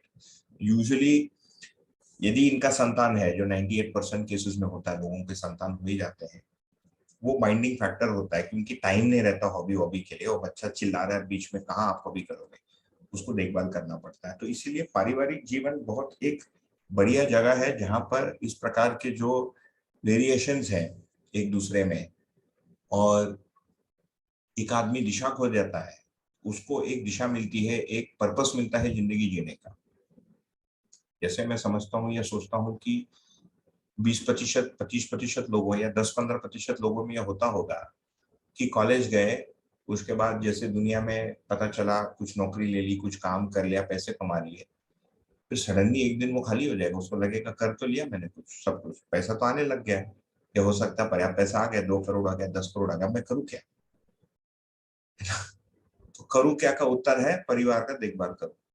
केवल पैसे से तो देखभाल होता नहीं, 3 बार समय पे दिखना चाहिए, बच्चे का देखभाल करो, माँ बाप का जब देखभाल करो, घर में झाड़ू पोछा करो, है ना, गंदगी साफ करो।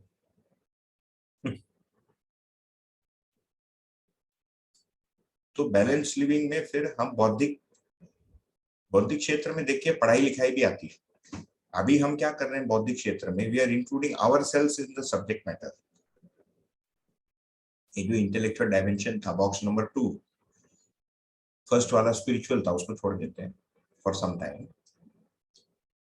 हर आदमी जो पढ़ लिख जाता है वो बौद्धिक क्षेत्र में कुछ तो किया ही, कुछ पढ़ा है, या तो हड्डी का अध्ययन करता है, पत्थर का अध्ययन करता है, या पैसे के फ्लो का अध्ययन करता है, या कपड़े का अध्ययन करता है, या रंगों का अध्ययन करता है, ग्राफिक डिजाइनिंग करता है, कुछ तो करता है, तो उसकी कुछ जानकारी, कुछ इंफॉर्मेशन रहता ही। केवल उससे वो जिंदगी जी नहीं सकता। उससे वो करता क्या है, बॉक्स नंबर 4 में आता, पैसा कमाता है। क्यों? ताकि उसमें मजा मार सके। क्या मजा मारना भैया, रुई का गद्दा था, फोम का गद्दा कर दो, फोम का गद्दा हटा दो, मेमोरी मैट्रेस कर दो। परिवार आने से उस पैसे का एक अलग मीनिंग हो जाता। अब वो इन लोगों को सुरक्षित करने के लिए उसको उपयोग करना चाहता है, केवल अपने भोगने के लिए नहीं है। या मैं जो भोगता हूँ, मैं जो घूमता हूँ, वो मेरे बाल बच्चे भी कर पाए, मेरी पत्नी भी करे, हम साथ में करें, उसके लिए भी वो प्रयत्न करता है। ये अर्थ की कामना है, अर्थ की सुरक्षा की कामना, पारिवारिक जीवन के कारण। तो परिवार बहुत सुरक्षित जगह है for 98% of people to live in. 1% में उन लोगों को मान रहा हूँ जो बागी है, ये रिवोल्ट करता है, revolutionary. The revolutionary does not want to marry. The revolutionary will not work in the capitalist system. Revolutionary will become an activist. He will fight. Then he will fight with other revolutionaries. 1.99%, 0.01% शोध में निकल जाता है कि ये सबका purpose क्या है, and he will draw blank. या वो किसी चीज को पकड़ लेगा कि मैं इसी को करूंगा, किसी दर्शन शास्त्र के पास ही आना पड़ता है उसको, जो इन सारी चीजों पर प्रश्न चिन्ह लगा देता है बौद्धिक। उसके पास दूसरा कोई उपाय नहीं, उसको दर्शन ही चाहिए, कोई भी दर्शन। बहुत बढ़िया भैया, beautiful description of living in a family, thank you. तो जो हमारा साथी सहयोगी संबंध है ये किसी कंटेनर में है, उस कंटेनर का नाम सोसाइटी है। तो हमारा परिवार समाज के साथ कैसे जुड़ा है? एक तो विवाह समाज को जोड़ रहा है। मेरा विवाह होने से मेरी पत्नी के साइड, उसके भाई, उसके बाल बच्चे, वो सब मेरे रिलेशन में आ जाते हैं, है ना। वो सांस्कृतिक विधि से भी होते हैं, तो उनके जन्मों में जाना, उनके गृह प्रवेश में जाना, उनके मृत्यु में जाना, पूरी साइकिल मुझे पूरी करनी पड़ती है एक। और दूसरा, धन संपत्ति सब शेयर हो जाता है, सब अमेलगमेट हो जाता है ना। जैसे हमारे घर का संपत्ति पहले मैं, मेरे पिताजी, माँ, भाई थे, 4 लोग थे। Would the well belong to my father, all of us. फिर मैं बड़ा हो गया, मेरी नौकरी लग गई, मेरा बैंक अकाउंट अलग हो गया, मेरा विवाह हुआ, तो मेरे परिवार के संपत्ति में बाहर से एक स्ट्रेंजर आ गई, उसका नाम था बहू। तो मेरा जो लीगली उसका आधा हो गया, और मेरा परिवार का जो लीगली मेरा आधा है, उसका आधा उसका हो गया, संपत्ति बढ़ गया। तो विवाह से एक बहुत कॉम्प्लेक्स घटना घटित होती है समाज में, भौतिक विधि से भी, मतलब फाइनेंशियली या भौतिक विधि से, तथा या आर्थिक बोलना चाहिए, तथा संबंध के रूप में भी। So everybody who is travelling by train, you see, शादी का सीजन है अभी अप्रैल में, कहाँ जा रहे हैं? शादी में जा रहे हैं। किसका शादी? ये इसके भांजे के पोती की लड़की, इसका उसका, लोग क्रिस क्रॉस कर रहे हैं, है ना। So it gives you a programme to do. इससे समाज बंधा हुआ है। वो 10 आदमी मिलके विवाह में जाता है, विवाह में अच्छा लगा बुरा लगा, फिर बोलेगा खाना अच्छा नहीं था, उन्होंने डाउरी लिया, ऐसा बोला वैसा नहीं, क्या 10 उसके कंप्लेंट होते हैं, बट जुड़ा रहता है। It gives him a place to be connected. ये समाज को, परिवार इस विधि से बनाता है। दूसरा इंटरेक्शन होता है समाज में मित्रों के द्वारा। जैसे मेरे 2-3 पड़ोसी हैं, तो मैं उनके द्वारा समाज से जुड़ा हूं, है ना, उनसे जुड़ा हूं तो समाज के ही अंग है। तीसरा आयाम है समाज से जुड़ने का, वो भौतिक विधि से है। तो मेरी घर की जो आवश्यकता है, मैं बाहर जाता हूँ, जैसे मान लेते हैं यहाँ जितने भी लोग, अभी तो गांव में भी भारत में लगभग ऐसे ही हो गया, हर जगह दुकान है, तो हम बाहर जाते हैं, हमको चीजें मिलती है समाज से। तो उस सामाजिक सिस्टम में हमारी जो भागीदारी है, ये साथी सहयोगी का संबंध है।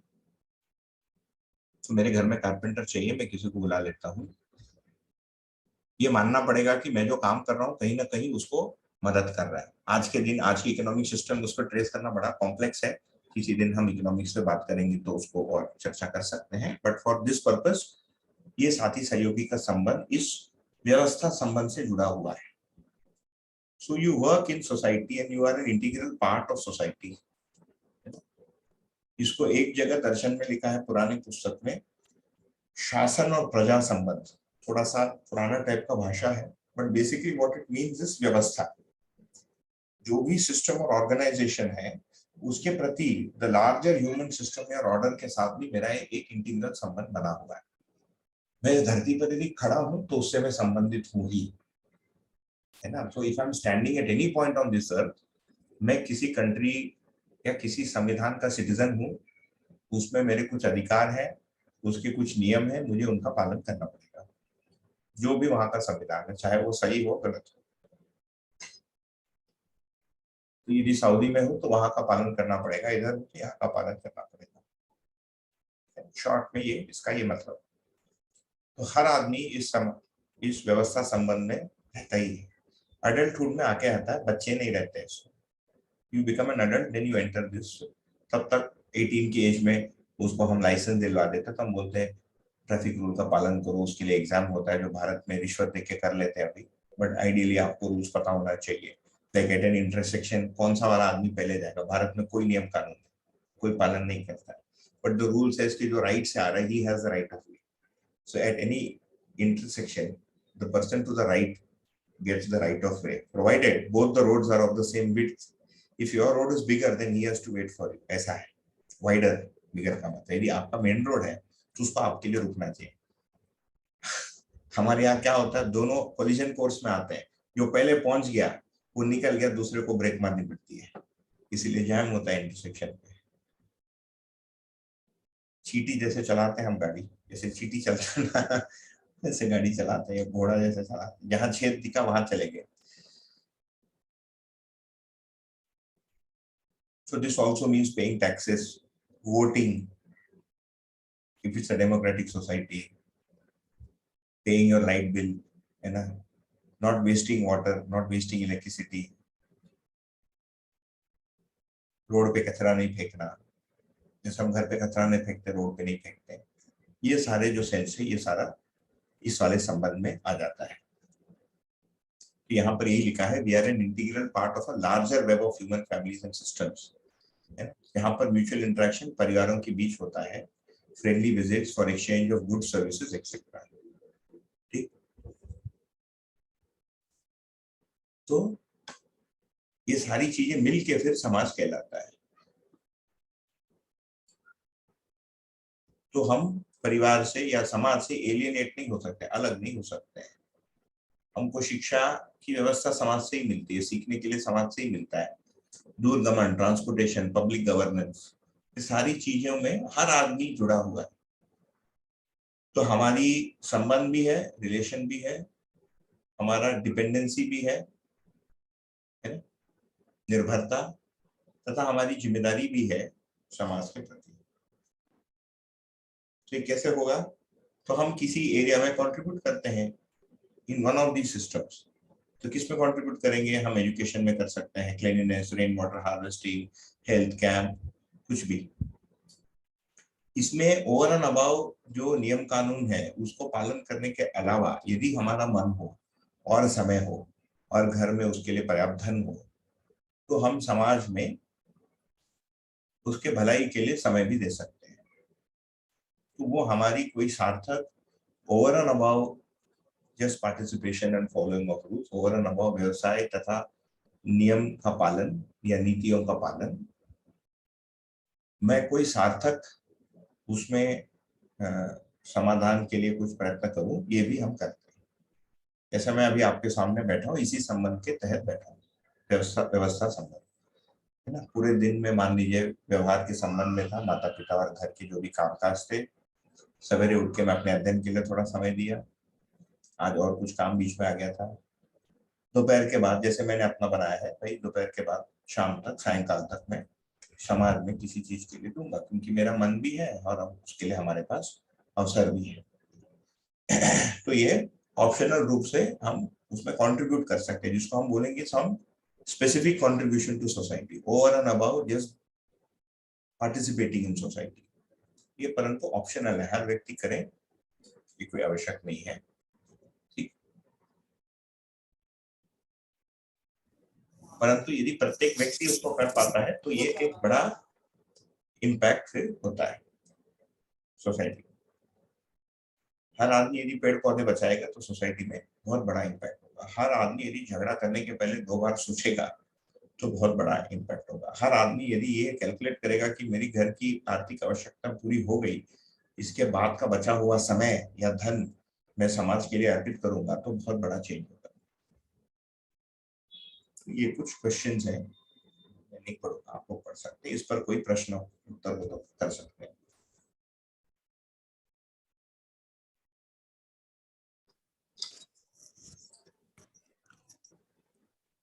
भैया एक क्वेश्चन था पिछले वाले पे, कोवर्कर वाले पर। वहां पर ऐसा बोला गया था कि मतलब ये जो साथी सहयोगी संबंध में जो साथी का प्रयोजन है वो दायित्व और सेवक का या सहयोगी का प्रयोजन कर्तव्य। ये दायित्व और कर्तव्य थोड़ा सा मतलब इसमें डिफरेंस समझ नहीं आ रहा। प्राइमरी रिस्पॉन्सिबिलिटी ये दायित्व है और उसको पूरा करने के लिए क्रिया पक्ष कर्तव्य है। फॉर एग्जाम्पल, जैसे मान लीजिए अब मेरी बेटी है ना, दायित्व कर्तव्य प्रत्येक संबंध में दिखेगा, केवल साथी सहयोगी में नहीं दिखेगा, बट वो दायित्व कर्तव्य समझने के लिए हम इसको करेंगे। तो उसको औषधि देने का दायित्व मेरा है। किसी दिन मैं अपने माँ को बोल देता हूँ कि आज 4 बजे आप दे देना, तो मेरे माँ का यदि मेरी माँ हाँ बोलती है तो उसका कर्तव्य बन गया। उसके बाद दायित्व मेरा ही बचता है चेक करने का कि मेरे माँ ने दिया कि नहीं दिया, because I have the primary responsibility, है ना। कई बार उस प्राइमरी रिस्पॉन्सिबिलिटी या दायित्व को पूरा करने के लिए क्रिया पक्ष को मैं ही करता हूँ, कई बार किसी का मदद लेता हूँ, वो कर्तव्य में आएगा। कई बार दायित्व कर्तव्य दोनों मैं ही पूरा कर लेता हूँ।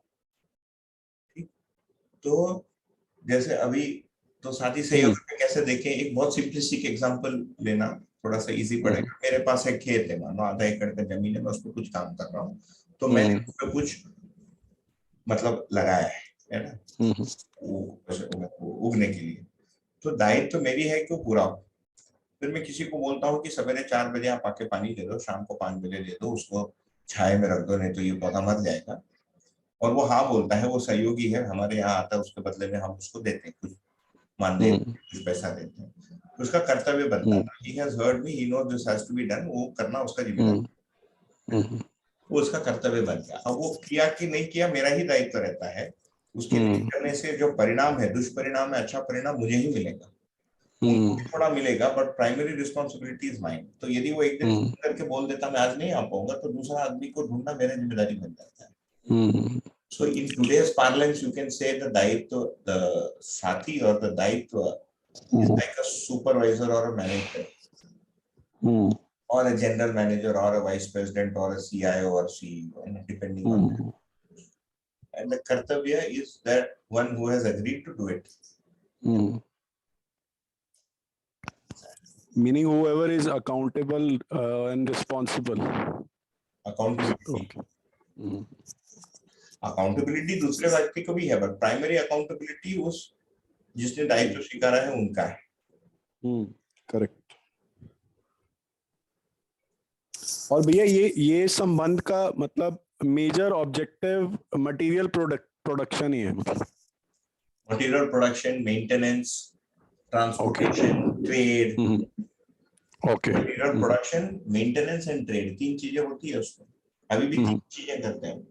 मेंटेनेंस में वर्कशॉप होता है, आपका बाल का मेंटेनेंस होता है ना, आपका कंप्यूटर का मेंटेनेंस होता है, एयरक्राफ्ट की मेंटेनेंस होती है। ट्रेड ये है कि आपको एयरक्राफ्ट कोई खरीदता नहीं, पर आपको है ना ट्रेडिंग प्लान खरीदनी है, तो कोई बनाया है, किसी ने उसको ट्रांसपोर्ट किया है, फिर आप उससे ट्रेड करते हो। हाँ, क्योंकि कोई भी मतलब मटेरियल उसको प्रोड्यूस करेंगे तो फिर उसको ट्रांसपोर्ट करना पड़ेगा, मेंटेन करना पड़ेगा। ट्रांसपोर्ट है, स्टोरेज है, स्टोरेज में उसका सिक्योरिंग है। इसीलिए बाद में इसी सिस्टम में आगे हम समाज व्यवस्था में आएंगे तो इकोनॉमिक सिस्टम पे थोड़ी सी बात करेंगे। बहुत ही कॉम्प्लेक्स है, अभी आज का इकोनॉमिक सिस्टम इतना कॉम्प्लेक्स है कि सर घूम जाता है। Economic and financial system very complicated. Correct, ठीक है भैया, thank you, it help me solve a lot of confusion. किसी ने हाथ और हेलो, हाँ भैया बोलिए। हाँ, एक थोड़ा मतलब आई वुड से एक it's more like foolishness on my part, मतलब I'm not even able to structure my question। एक थोड़ा ये रिलेशंस जैसे संबंध को लेके काइंड ऑफ क्या बोलेंगे, इमेजिनेशन हो रहा है, और एक क्वेश्चन भी बन रहा है कि मतलब इसका अगर जैसे देखें तो सहस्थित देखें तो उसका बेसिक्स है कि एक इकाई है जो व्यापक में डूबी भीगी गिरी है।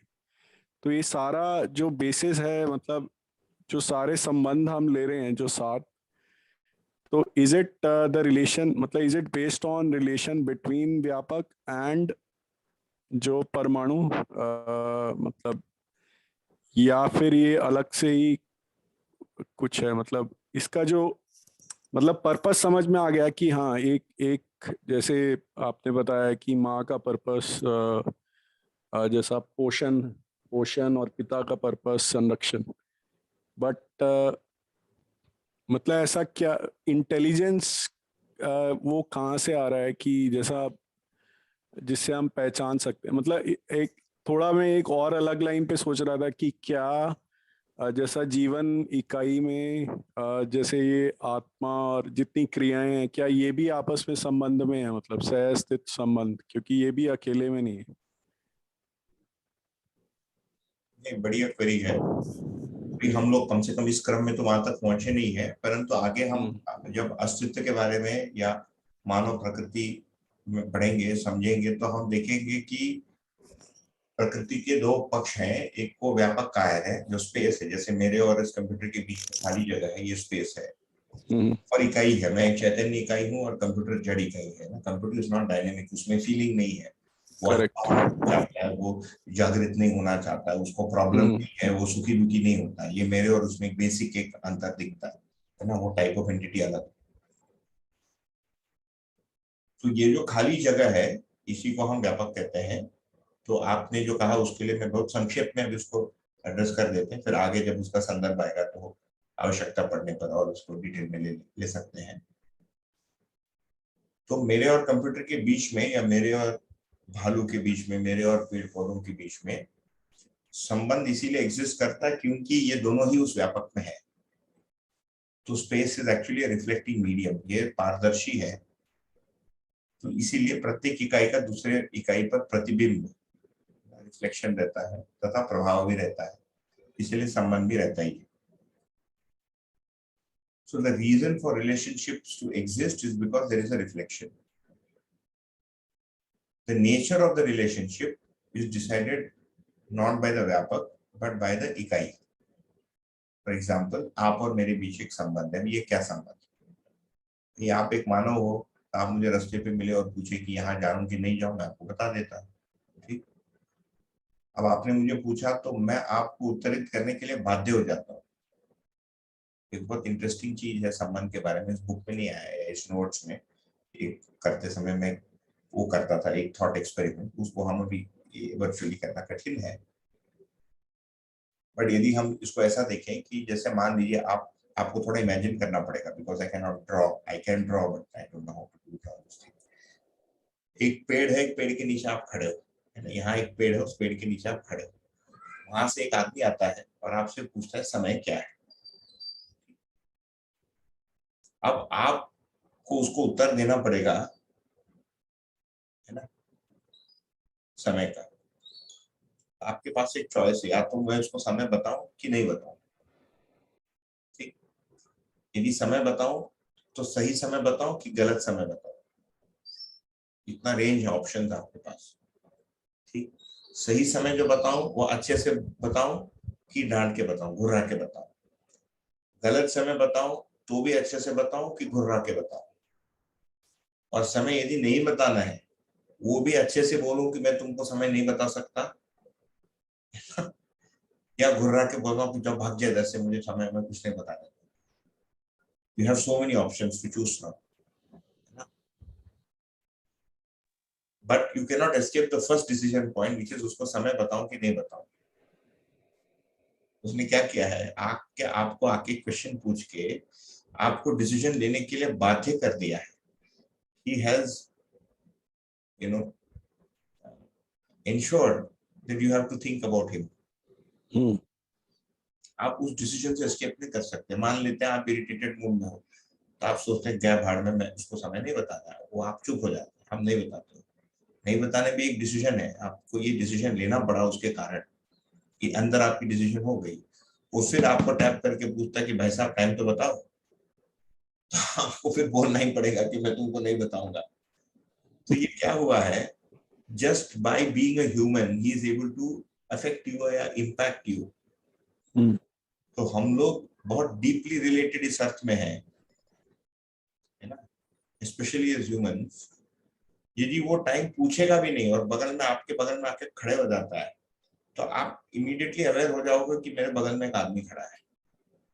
यदि आप महिला हो और पुरुष आ गए, you will become aware in a different way. यदि आप पुरुष हो और बगल में महिला आ गई, you will become aware in a different way. यदि आप अमीर हो और बगल में गरीब हो गए, you will become aware in a different way, but you will become aware. Correct. ये अवेयरनेस की फीलिंग आपके अंदर अपने आप ही जगेगी, आप उसको रोक नहीं सकते, उससे आप बच नहीं सकते हो। संबंध इस अर्थ में है, एक मानव दूसरे में उसको केवल देखना है, खड़े होके केवल आपके आंखों में आंख देखना है, और आपको ये एक्नॉलेजमेंट अंदर हो जाएगी कि अभी इसके साथ आपको कुछ करना पड़ेगा। Even if it doesn't say और आस्क एनीथिंग, वो केवल आपके आंख में आंख डालकर देखता है। Now you are bound to do something about it. इसलिए संबंध का परिभाषा दिया पूर्णता के अर्थ में अनुबंध। You are bound in this completeness. इसीलिए हमको सूरज को भी समझना पड़ता है, because we are bound in the completeness. आदमी को क्या लेन देन थी सूरज को समझने की? वो कहीं तो कहीं गोला घूम रहा है, क्या जरूरत थी उसमें जाके? उसका टेम्परेचर क्या है और बीच में कितना हीलियम है, क्या मतलब है सबका? तो हमको अस्तित्व को समझने की भी जो कारण है, so you have to both understand everything you are related to and learn how to be with it, है ना? एंड दिस इज बिकॉज हम व्यापक में हैं, इससे आप भाग नहीं सकते। कहीं भी भागोगे वो वहां पर व्यापक ही मिलेगा। एक तो ये, दूसरा वो संबंध का जो स्वरूप है वो दोनों इकाई डिसाइड करेंगे उसका पर्पस क्या है। तो यदि माता पिता है तो दो ह्यूमंस के बीच संबंध क्या है कि भाई ह्यूमन के रूप में रहो। क्या मतलब? इसका मतलब चोरी मत करो, मेरे को गाली मत दो, है ना, और मेरे को शारीरिक रूप से हिंसा मत करो। ये बेसिक एक्सपेक्टेशन है हर मानव का दूसरे मानव के प्रति। तंग मत करो, चोरी मत करो और शरीर का हिंसा मत करो, ये बेसिक एक्सपेक्टेशन है। हर मानव को दूसरे मानव के साथ इसको पालन करना ही पड़ता है, नहीं तो वो सोशल प्रॉब्लम हो जाती है। उसके बाद फिर वो मियाँ बीवी का संबंध है तो उसमें अपेक्षाएं अलग है, वो संबंध का स्वरूप, उसका प्रयोजन अलग है। बाप बेटे का संबंध है अलग है, मित्र संबंध है अलग है।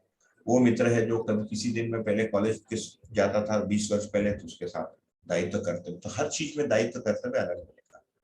मानव का मानव के प्रति दायित्व कर्तव्य कुछ है, एक भारतीय नागरिक का दूसरे भारतीय नागरिक के प्रति दायित्व कर्तव्य कुछ है, फिर एक परिवार के अंदर अलग अलग जो कॉम्बिनेशन उसके दायित्व कर्तव्य। वैसे ही नीम का आम के साथ कोई दायित्व कर्तव्य है, उसका बिल्कुल नहीं है, उसमें चैतन्य पक्ष नहीं है, फिक्स्ड है वो। नीम पत्थर के साथ कुछ करेगा, पत्थर के साथ क्या करेगा? कुछ नहीं करेगा। पानी के साथ कुछ करेगा, क्या करेगा? जितना पानी चाहिए लेगा, बाकी पानी को वहीं छोड़ देगा, या कुछ पानी वापस भी देगा। हवा के साथ क्या करेगा? कार्बन डाइऑक्साइड लेगा, वापस ऑक्सीजन देगा, उस कार्बन डाइऑक्साइड से उसकी पुष्टि होगी, है ना। भूमि के साथ क्या करेगा? एक ही भूमि में नीम का पौधा कैसा क्या करेगा संबंध में? तो हर चीज फिक्स्ड है अस्तित्व में, प्रकृति में भी फिक्स्ड है।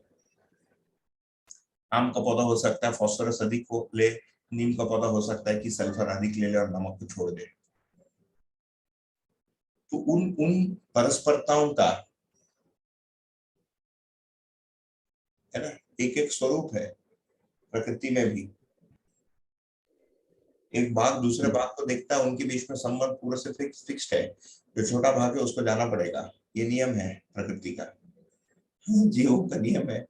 The smaller bag has to go away. There is no option because इसकी चलती है।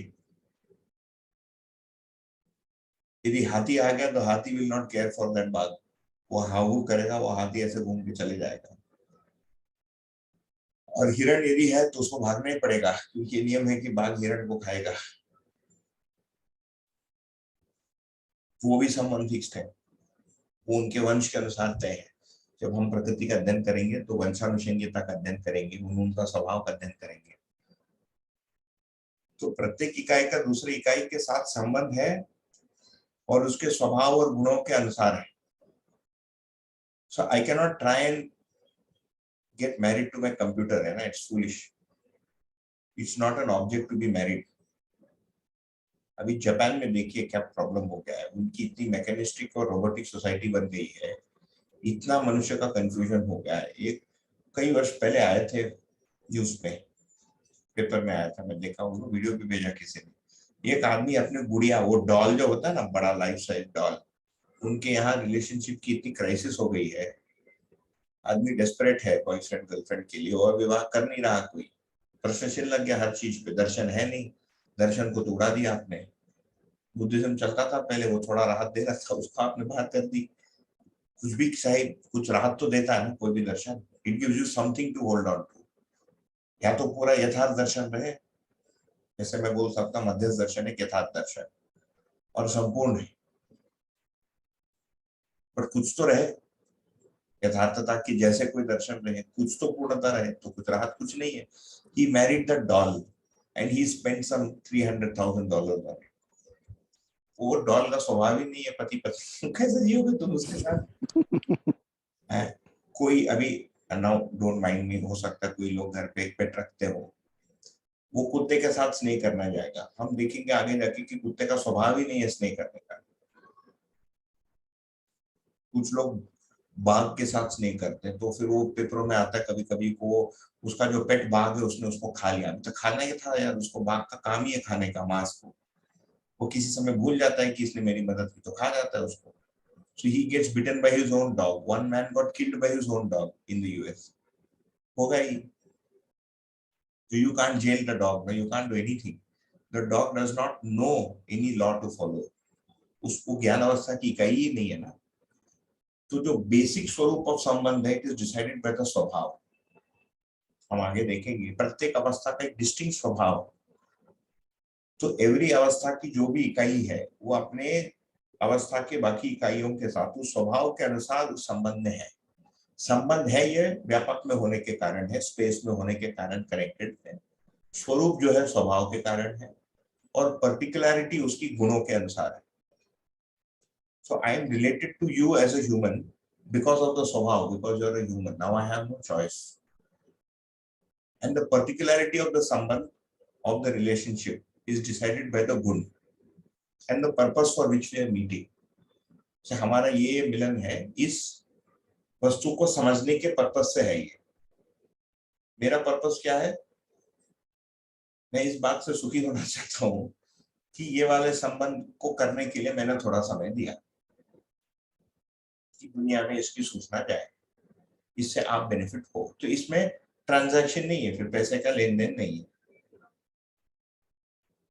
आई कांट से कि आप 500 रुपए दो, मैं आपको पति पत्नी संबंध के बारे में बताऊंगा, 250 रुपए एक्स्ट्रा दे दोगे तो और कुछ अच्छा बता दूंगा। नहीं होगा, ये व्यवसाय संबंध है ही नहीं, ये वस्तु ही नहीं जाएगी, फिर वो बिकने वाली चीज ही जाएगी। परंतु ये इस संबंध का दायित्व कर्तव्य को भी डिफाइन करता है और इसकी सीमा को भी डिफाइन करता है। आप मेरे बीच, तो आप समाज की इकाई हो। हम व्यवस्था संबंध के अर्थ में लोक शिक्षा या अडल्ट एजुकेशन के परिप्रेक्ष्य में हम दोनों बात कर रहे हैं। अभी मेरी जिम्मेदारी 7:30 बजे खत्म हो जाती है, जो मैंने अपनाया वो जिम्मेदारी है। तो उसके बाद आपने खाना खाया कि नहीं खाया? मेरी इंटरनेट की कनेक्शन गई, एक मिनट, आवाज आ रही है? कनेक्शन वो हो रहा था। आ रही है भैया? ठीक है, बीच में शायद वो। तो मेरी ये जिम्मेदारी नहीं है कि आप भोजन किए कि नहीं किए, वो आपके माँ या पत्नी या जो भी आपके घर में उन लोगों की है। इफ आफ्टर एवरी 7:30 ये जितने भी लोग अटेंड किए मैं सबको फोन करके पूछना शुरू करूँ कि तुमने खाया कि नहीं खाया, people will stop coming for this session. बोला इसका सनक गया है, रोज फोन करके पूछता है कि खाना खाए कि नहीं है ना। यदि करते करते हमारा मित्र संबंध बनता है तो हो सकता है आपको कुछ चोट हो गई हो या आपका कोई आर्थिक स्वास्थ्य आपका बिगड़ गया। यदि मित्र संबंध है तो वो डेवलप होने में टाइम लगता है, फिर उसमें लंबे समय हम बने भी रहते हैं। इसी में देखिए ना, I am actually talking to the screen. इस स्क्रीन में मुझे केवल ये अक्षर दिख रहे हैं और मेरा अपना चेहरा मैं यहाँ पर पिन करके रखा हूं so that it doesn't seem to inanimate. इसमें कितने लोग कंटिन्यू कर रहे हैं ये भी नहीं मुझे पता। मुझे I don't check last time जो आदमी आया इस टाइम आया कि नहीं। मैं मान ले रहा हूँ कि ये ब्रिटिश ब्रॉडकास्टिंग कॉर्पोरेशन बीबीसी जैसे चल रहा है, जिसको सुनना है सुनेगा, जिसको नहीं सुनना है नहीं सुनेगा, जिसको बाद में सुनना है सुन लेगा। ये हमारी संबंध की सीमा है।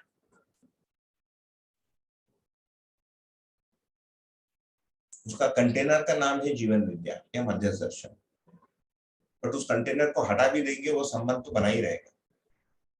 So we are not related because of जीवन विद्या। जीवन विद्या नाम से प्रस्तुत जो वस्तु भाषा के रूप में है, उस भाषा के अर्थ में हमारा संबंध।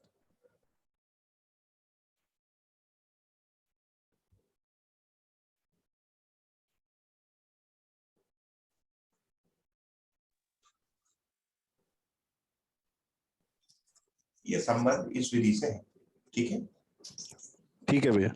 और मतलब ये आपने बोला संबंध हमेशा दो इकाई के बीच में ही है और वो संपूर्णता के अर्थ में। तो जैसे इकाई में जो जैसा बोलेंगे क्या सब एटॉमिक पार्टिकल, वो भी तो आपस में मतलब बिल्कुल संबंध में एक कोई अनुबंध मतलब एक वो करके बैठे हैं बॉन्डिंग की। बिल्कुल बिल्कुल।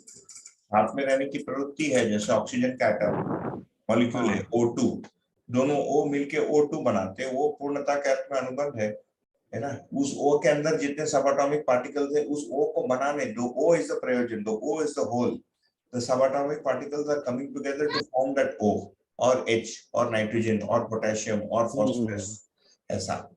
सो family is the same. So family is a integral unit. To form that integral unit called family or O, the subatomic particles are the people, and they are related in a distinct fashion. और वो जब distinctness में जब balance आता है, तब वो family stable होती है। जब वो recognition नहीं होता है, या वो अनुपात बिगड़ जाता है उस संबंध का, या आपने और कुछ उसमें शोषण या कुछ गड़बड़ कर दी, उसको वो बैलेंस बिगड़ जाता है, वो टूट जाता है, वो एक इकाई उस यूनिट से बाहर चली जाती है, उसको बोलना पड़ता है तुम अलग हो जाओ थोड़ी देर के लिए, है ना, यू बिकम अनबेरेबल, तो थोड़ी दिन तुम इधर रहो, या किसी को दूसरा कोई अनबेरेबल लगता है तो अलग हो जाता है, ठीक है, थोड़ा स्पेस बना लिया, है ना। The fourth orbit of some atom comes too close to the third orbit, the third orbit will push it back, कि ज्यादा पास आ गया, थोड़ा दूर जाओ। फैमिली में भी होगा। मैं तो भैया अगर बाय डिजाइन अगर देखे तो ये मतलब परिवार का भी जो मॉडल है वो एटम के ही डिजाइन से मिलता जुलता है, राइट? बिल्कुल, जाने अनजाने में ह्यूमंस आर कॉपीड स्ट्रक्चर। हाँ।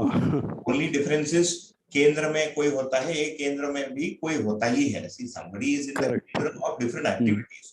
जैसे किचन के केंद्र में कोई है, अर्थव्यवस्था के केंद्र में कोई है, बच्चों के देखरेख के केंद्र में कोई है ना।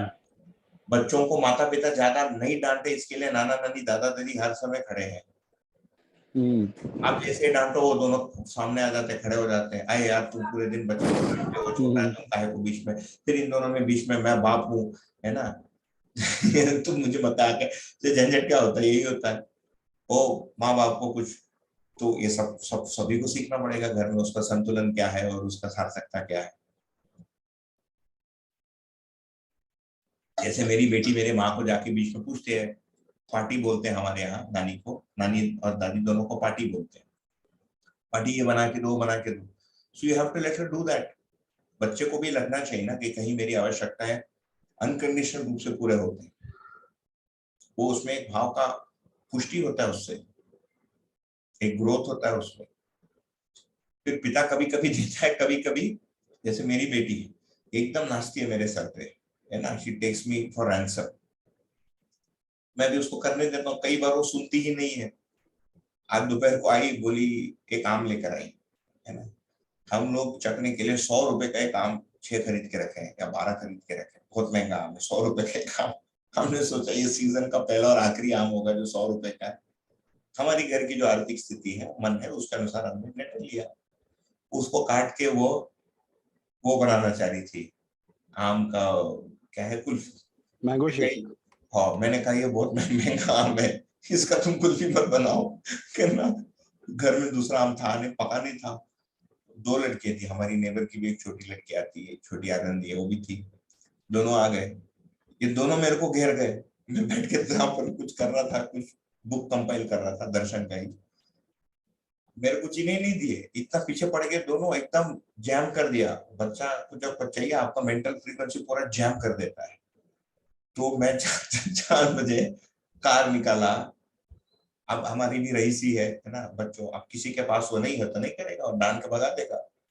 मेरा मन भी था, मैं बोला चलो, तो ले गया वो आम का, मैं वो बॉटल लाया जो यहाँ पर मिलता है महाराष्ट्र में, है ना, आम का पल्प, उसको लाके खोल के दिया, उसमें दूध डाला, दोनों वो कुल्फी बनाए। ये सवेरे की बात है, सॉरी, अराउंड 11 o'clock, है ना। और 4 बजे फिर 3 बच्चे हो गए थे, तीनों ने मिलकर वो कुल्फी खाई।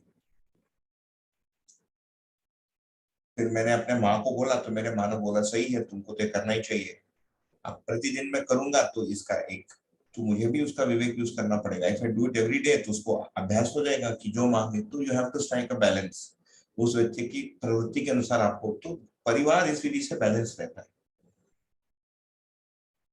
But if I start ruling कि मेरी माँ भी उसकी बात कभी ना माने, फिर वो झगड़ा करे होगा, है ना।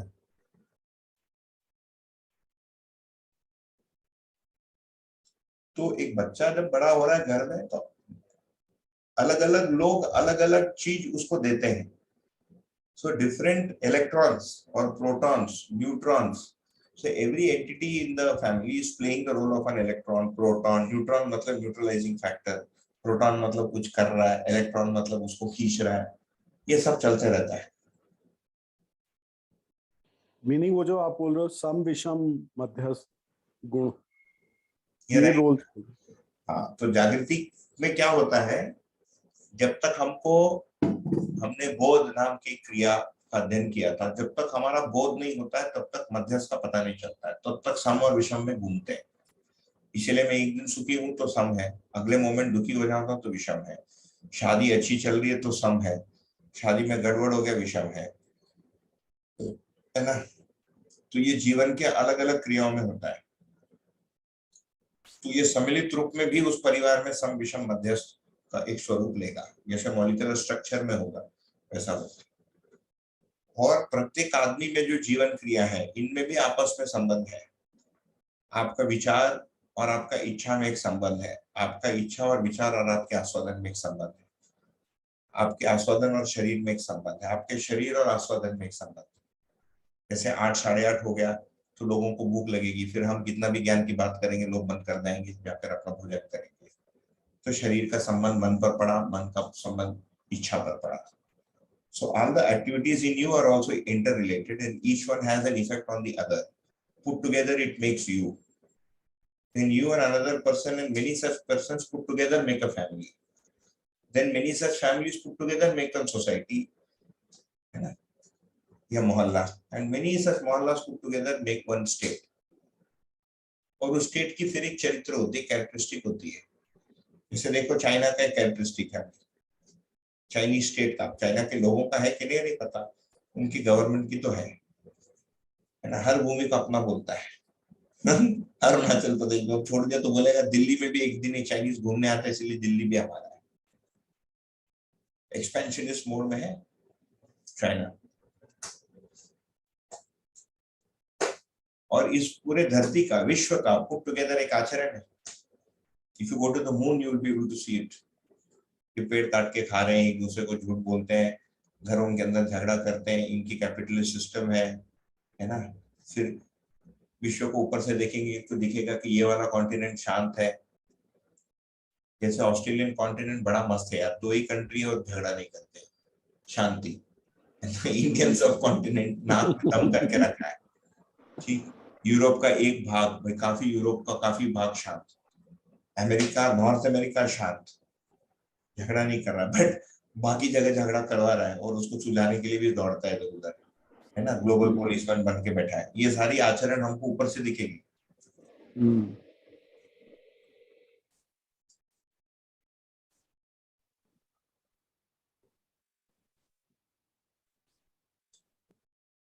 तो हमारा जो इंडिविजुअल आचरण है, इंडिविजुअल जो हमारा क्वालिटी है, इंडिविजुअल कंडक्ट है, ये हमारे अंदर के चैतन्य या जीवन क्रियाओं का सम्मिलित स्वरूप का प्रभाव है.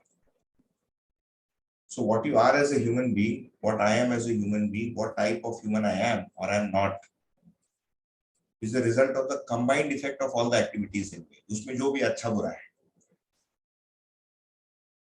और यही चीज फिर मल्टीप्लाई होती है, आगे बढ़ती है. मेरे अंदर यदि करप्शन है तो मेरे परिवार में करप्शन है, या मेरे परिवार में करप्शन है मेरे अंदर में करप्शन है. मेरे जैसे बहुत सारे करप्ट लोग हो गए तो करप्ट सोसाइटी हो गई.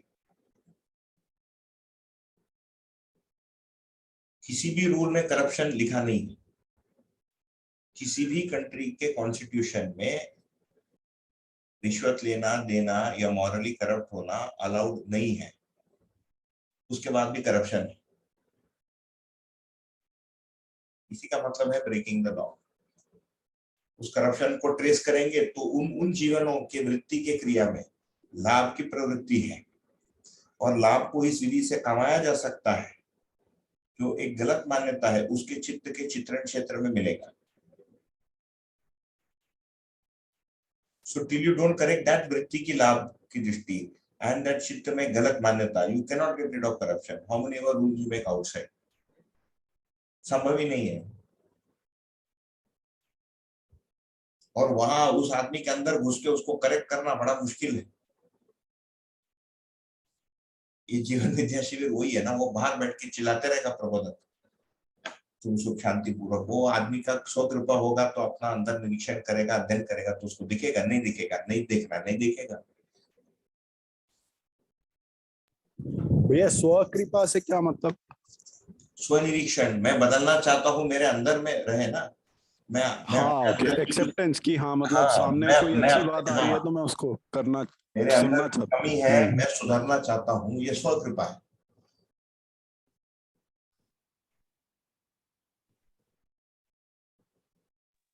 हाँ, sometimes we boast of our own, मतलब नेगेटिव थिंग्स की, हाँ देखो मैंने उसको ऐसा कर दिया है वैसा।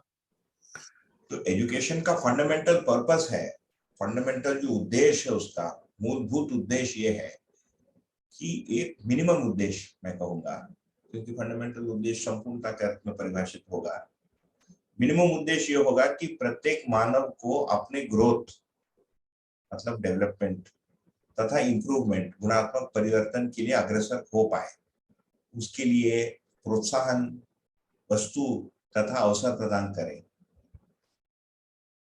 ये शिक्षा तथा व्यवस्था का मूलभूत दायित्व बनता है।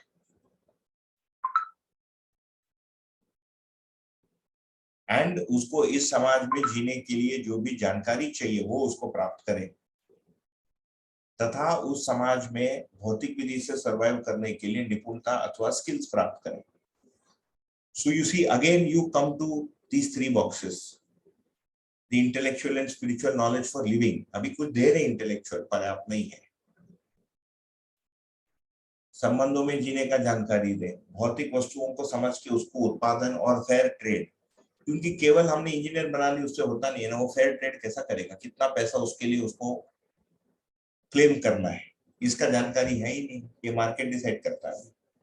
इसीलिए प्रॉफिट सेंट्रिक है इकोनॉमिक्स।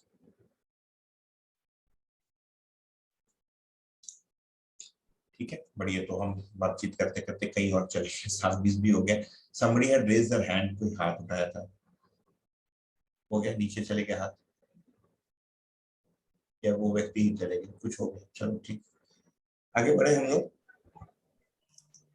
भैया एक क्वेश्चन और था, जी जैसा पति पत्नी संबंध में आपने बताया था कि यतित्व सतित्व, मतलब तो जो ये सतित्व वाला पार्ट समझ नहीं आया, यतित्व आ गया कि यतन करके या लॉजिकली बंदा जाता है, मतलब वन ऑफ द हस्बैंड और वाइफ। जो सहीपन है बिना उसको तार्किक विधि से किए उसको स्वीकार के करना दायित्व के रूप में, क्योंकि वो सही है। अच्छा, उसको मतलब लॉजिकली एग्जामिन नहीं किया, जरूरत ही बट नहीं है, you just do it because it is right, हाँ मतलब you just intuitively, you don't have to put it through logic कि नहीं नहीं संबंध है, बीच में व्यापक है, वो आदमी है, उसको ये है, अरे वो आदमी है, उसको खिलाना है, बस उदारता करना है। करेक्ट। इसका ये मतलब नहीं है कि लॉजिक यूज ना करें, but it is not logically derived और नॉट डिपेंडेंट ऑन लॉजिक पर निर्भर नहीं करता। जैसे कंडीशनैलिटी होती है पुरुष में ना, हम उनको क्यों खिलाए, पिछले बार मैं उनके घर गया था तो उन्होंने एक भी बार मुझे खाना नहीं खिलाया, है ना, करेक्ट। या वो खिलाए नहीं खिलाए, हमारे घर आए, खिलाना हमारा कर्तव्य, उससे हमको अच्छा लगेगा, खिलाओ। और भैया ऐसा अगर दोनों ही यतित्व मतलब दोनों लॉजिकल है तो भी चलता है इस? हाँ चलता है, दोनों को सत्व वाला पार्ट भी करना ही पड़ेगा, मतलब फाइनली ये खुद के जागृति के लिए तथा आपस में जिस बड़े सेटअप में है उसमें संतुलन पूर्वक कैसे चलना है, यही तो है ना पति पत्नी संबंध। Correct. Play that integral role जो यहाँ पर लिखा था, to support each other mentally, emotionally, materially and physically, करते भी हैं आज के दिन, है ना। करेक्ट। काफी सुधार हो गया, अभी तो काफी सुधार हो गया। अभी मॉडर्न जो भी रिलेशंस है, मॉडर्न रिलेशन का दूसरा प्रॉब्लम ऐसे इज इनफिडेलिटी, बट उस if you leave that out, उसको यदि हम छोड़ दें तो एक हासिल होने से पति पत्नी, मैं देखता हूँ मेरे पिताजी के टाइम से जनरली फिजिकल देखभाल लोग पहले भी करते थे, कि वो फल थोड़ा कम करते थे या नहीं के बराबर करते थे। Generally women are were taken for granted, या पुरुष को पत्नी समझ ही नहीं आती है ना, ये क्या चाहती है समझ ही नहीं आता, ये भी बोलने से ठीक नहीं होता, तो उसको फिर सीखना ही पड़ता है, वो स्टंटेड होता है उस जगह पर। और मटीरियली कुछ लोग वहां पर भी कृपणता करते हैं, जो कमाता है वो फिर दबाता है, नहीं नहीं तुमने इस पर खर्चा क्यों नहीं किया, उस पर क्यों किया, तो फिर उसको फ्रीडम नहीं देता, मतलब वो डिसाइड करेगा कि खर्चा कहाँ पर क्या होना है, मतलब वो विश्वास करने को तैयार नहीं कि पत्नी को भी पता है कहाँ पर खर्चा करना नहीं करना। हो सकता है कभी वो कि ज्यादा करती हो, तो इसका मतलब उस पर पर्याप्त चर्चा ही नहीं हुई है। लोग विवाह कर लेते हैं, पूरी जिंदगी बिता लेते हैं बिना इस बात को डिस्कस किए कि हमको कैसे रहना है साथ में।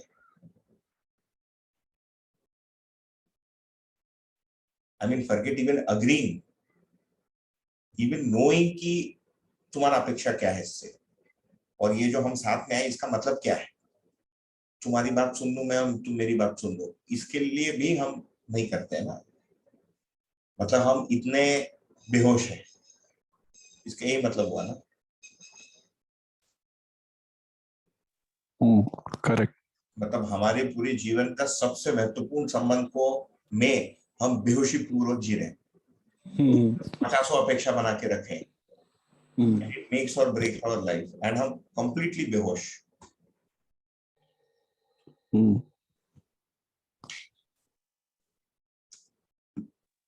तो इसका पूरा प्रयोजन तो फिर जागृति ही है, मतलब इस संबंध में।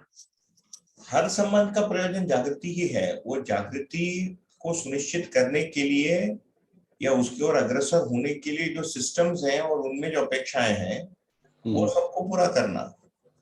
तो पति पत्नी संबंध में यदि संतान होता है तो संतान का देखभाल करना, एक दूसरे का देखभाल करना, बड़े बुजुर्गों का देखभाल करना, एक दूसरे का देखभाल करने में यदि मैंने mental, emotional, physical and material चारों डायमेंशन है और 10 लोग हैं, बट 10/4 का मैट्रिक्स बनेगा, 40 चीजें हो जाएंगी करने के लिए। If you have 10 people and in each of the 10 people you have to assist them in 4 dimensions, correct. ये चीजें हो गई करने, it's enough to keep you busy for 16 hours a day, है ना। बच्चे को पढ़ाओ, इसको पढ़ाओ, और उसमें if I throw in society also, then you have your hands full, है ना। सोसाइटी को भी पढ़ाओ, शिक्षा के लिए वस्तु लिखो, पुस्तक लिखो, है ना, ये मेंटेन करो, 50 चीजें हो गई। करेक्ट। तो भैया अगर इस तरीके से देखे तो फिर देयर इज नो अनएम्प्लॉयमेंट, मतलब एक बार जब समझ में आ गया सबको तो in an ideal state there is lot of employment. बिल्कुल, everybody is employed, every adult is actually employed. The only difference is some of the outcome of that employment has trade value and some of the outcome of that employment does not have trade value. अभी हम employment चीज को बोलते हैं जिसकी trade की value है। Correct. है ना, जैसे पेड़ रास्ते पे वो है धूल, या मान लो कचरा है, अभी सिटीज में बोलते हैं प्लॉगिंग, बोलते हैं। प्लॉगिंग क्या है, लोग इकट्ठा होते हैं, प्लास्टिक को निकालते हैं, प्लास्टिक को निकालना मतलब प्लॉगिंग। पुणे में बीच बीच में न्यूज में आता है, तो नदी को साफ किया, इसको साफ किया, वो आप करो, उसके लिए कोई पैसा नहीं देगा। अब पुणे म्युनिसिपल कॉर्पोरेशन के साथ टाई अप करके करो तो दिन का 2000 रुपए देगा। So it has trade value, the same activity has trade value. When I cook inside my house there is no trade value, when I cook in your house it has trade value, when I cook in a hotel kitchen it has trade value. तो employment हम उस चीज को कहते हैं जिसके बदले में कोई आपको प्रतीक मूल्य मिला, some symbolic instrument was granted to you in return for something that you did, उसको हम एम्प्लॉयमेंट कहते हैं। तो लोग मुझे बोलते हैं तुम 12 वर्षों से एम्प्लॉयमेंट क्या करते हो, तो मैं बोलता हूँ आई एम गेनफुली अनएम्प्लॉयड, है ना, मेरे को कुछ गेन हो रहा। अब मैंने अपना निर्णय लिया, मैं ये नहीं बोल रहा बाकी लोग भी ये करें, but this is my 13th year of unemployment.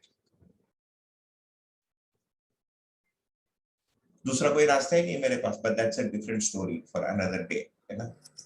मतलब you cannot say कि this is the way for everyone to be or I will continue to be like this forever, ऐसा भी नहीं है। मीनिंग आपको प्रतीक मूल्य नहीं मिला, बट कोई ना कोई मूल्य तो मिला ही।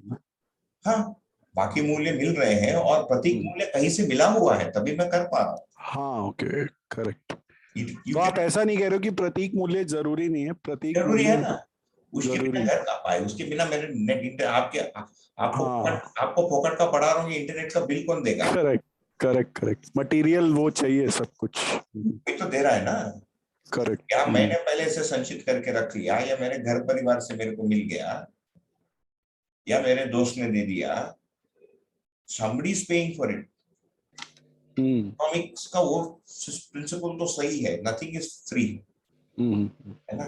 It is always been paid for somewhere. आज के दिन जो ट्रांजैक्शन का वो है, वो प्रतीक मूल्य है, इट इज मनी और व्हाटएवर, है ना, शेयर इन अ कंपनी। और आज के दिन और भी क्रिप्टिक हो गया, क्रिप्टो करेंसी सो क्रिप्टिक, है ना। करेक्ट।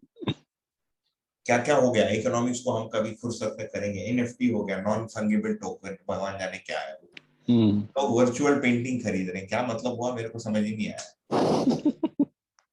या पेंटिंग वर्चुअल है, तू उसको खरीद रहा है, क्या कर रहा है तू? वर्चुअल ट्वीट्स खरीद रहे हैं भैया। तो ये trade and finance is a different topic, but material आपको चाहिए, है ना। तो वो हम उसको छोड़, we will have a nice discussion on it later on, comprehensively करेंगे। ठीक ठीक है भैया, जाएंगे तो फिर ठीक है।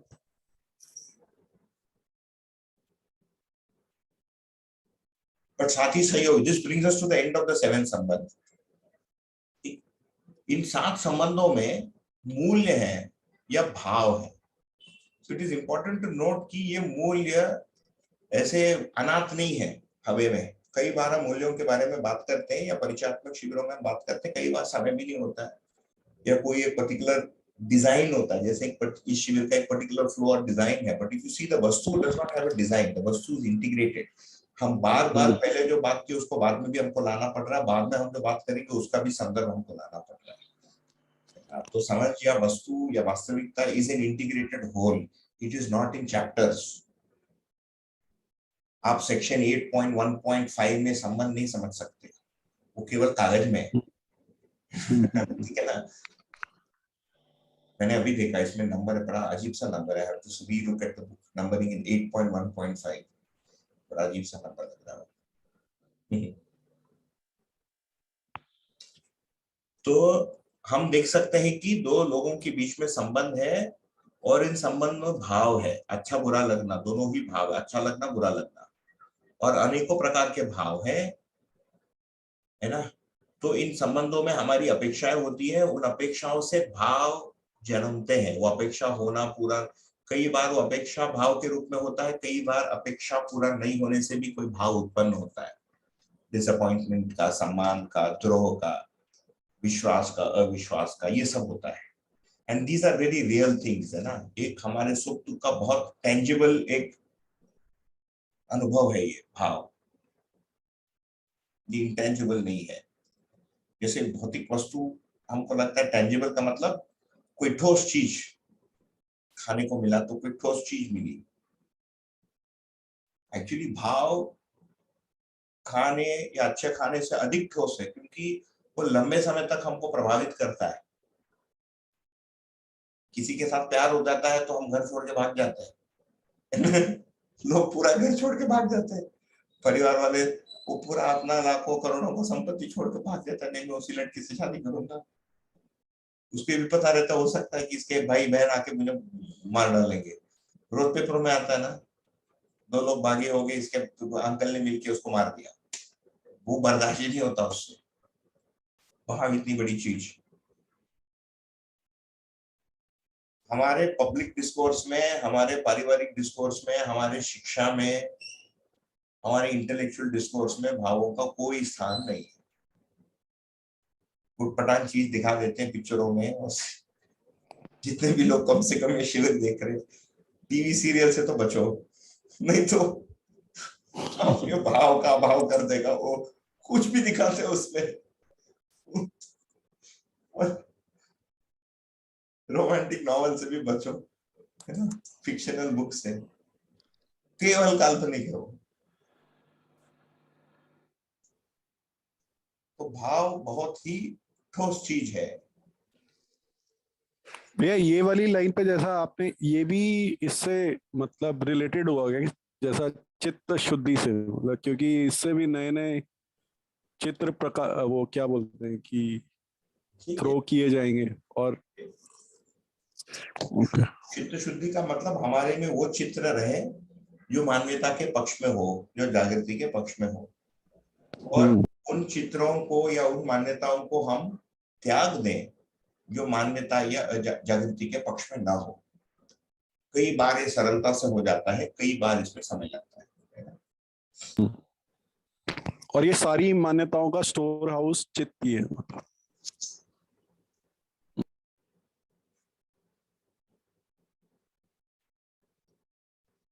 The चित्त इज द बिगेस्ट,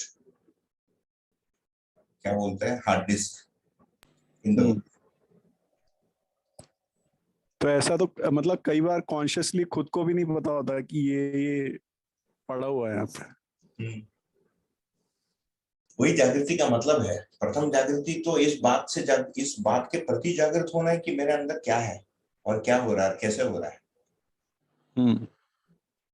या महत्वपूर्ण जागृति, प्रथम जागृति से ऐसा लगता है कि the first thing you will become aware of, whereas और भी चीजें होगी। तो ये भाव जो है हमारे अंदर इवेंट्स, कार्य में जो भी होता है ना, हम कुछ निग्लेक्ट करते हैं, कहीं भाव होता है, कहीं अभाव होता है, तो ये हमारे सुख दुख का, हैप्पीनेस तथा अनहैप्पीनेस का एक बड़ा स्रोत है। ठीक है, so this is a big source for our unfulfilment और fulfilment and state with us for a very long time. तो हम मटेरियल वर्ल्ड को कुछ भी बदल दे, वो भाव नहीं बदलते हैं। किसी के प्रति गुस्सा हो गया तो मैंने घर की पुताई कर दी, उससे गुस्सा कम नहीं होता, वो आदमी गायब नहीं होता, वो बना ही रहता है ना। घर को पेंट रिपेंट करने से, घर बदलने से वो आदमी नहीं जाएगा, उस आदमी से निपटना पड़ेगा और अंदर ही निपटना पड़ेगा, संबंध के जगत पर ही निपटना पड़ेगा। उसके लिए पूरा चाहिए, फिर वो जीवन के रूप में है, चैतन्य इकाई है, उसमें ये क्रियाएं है, हम दोनों व्यापक में, हम संबंध में है ना, रूप गुण स्वभाव धर्म में उसकी पूरा संस्कार है, उसकी मान्यताएं हैं, पूरा चाहिए, नीड द एंटायर सेट, नहीं तो नहीं समझ में आएगा। तो ये जो 7 संबंध को हमने अध्ययन किया, तो हमने इसको ब्रीफली यहाँ रिविजिट किया है, इसको हम अगले बार करेंगे, ये क्रॉस्ड आउट टाइम, तो हम अगले बार मिलेंगे। तो 9 मूल्य हैं, ये विश्वास से लेकर प्रेम तक। इन संबंधों में इन मूल्यों का स्वरूप क्या है, इसको हम संक्षेप में देखेंगे। ये दर्शन ये भी कह रहा है कि यही 9 मूल्य हैं, दे आर नॉट इनफाइनाइट और इंडेफिनिट। जितने भी मूल्यों के बारे में हम सोचते हैं या फीलिंग्स इन रिलेशनशिप्स या अपेक्षा सोचते हैं, ये इन्हीं मूल्यों के अंतर्गत आएगा। ठीक है ना, तो इसको हम नेक्स्ट टाइम कर लेंगे। ठीक है जी, ठीक है भैया, तो रोक ले। नमस्ते। तो आज क्या नमस्ते। आज सैटरडे है कि संडे? क्या सैटरडे है? Saturday Saturday. हाँ, तो फिर हम कल मिलेंगे। ठीक है, कल मिलेंगे। ओके, ठीक है, थैंक यू, नमस्ते। ओके।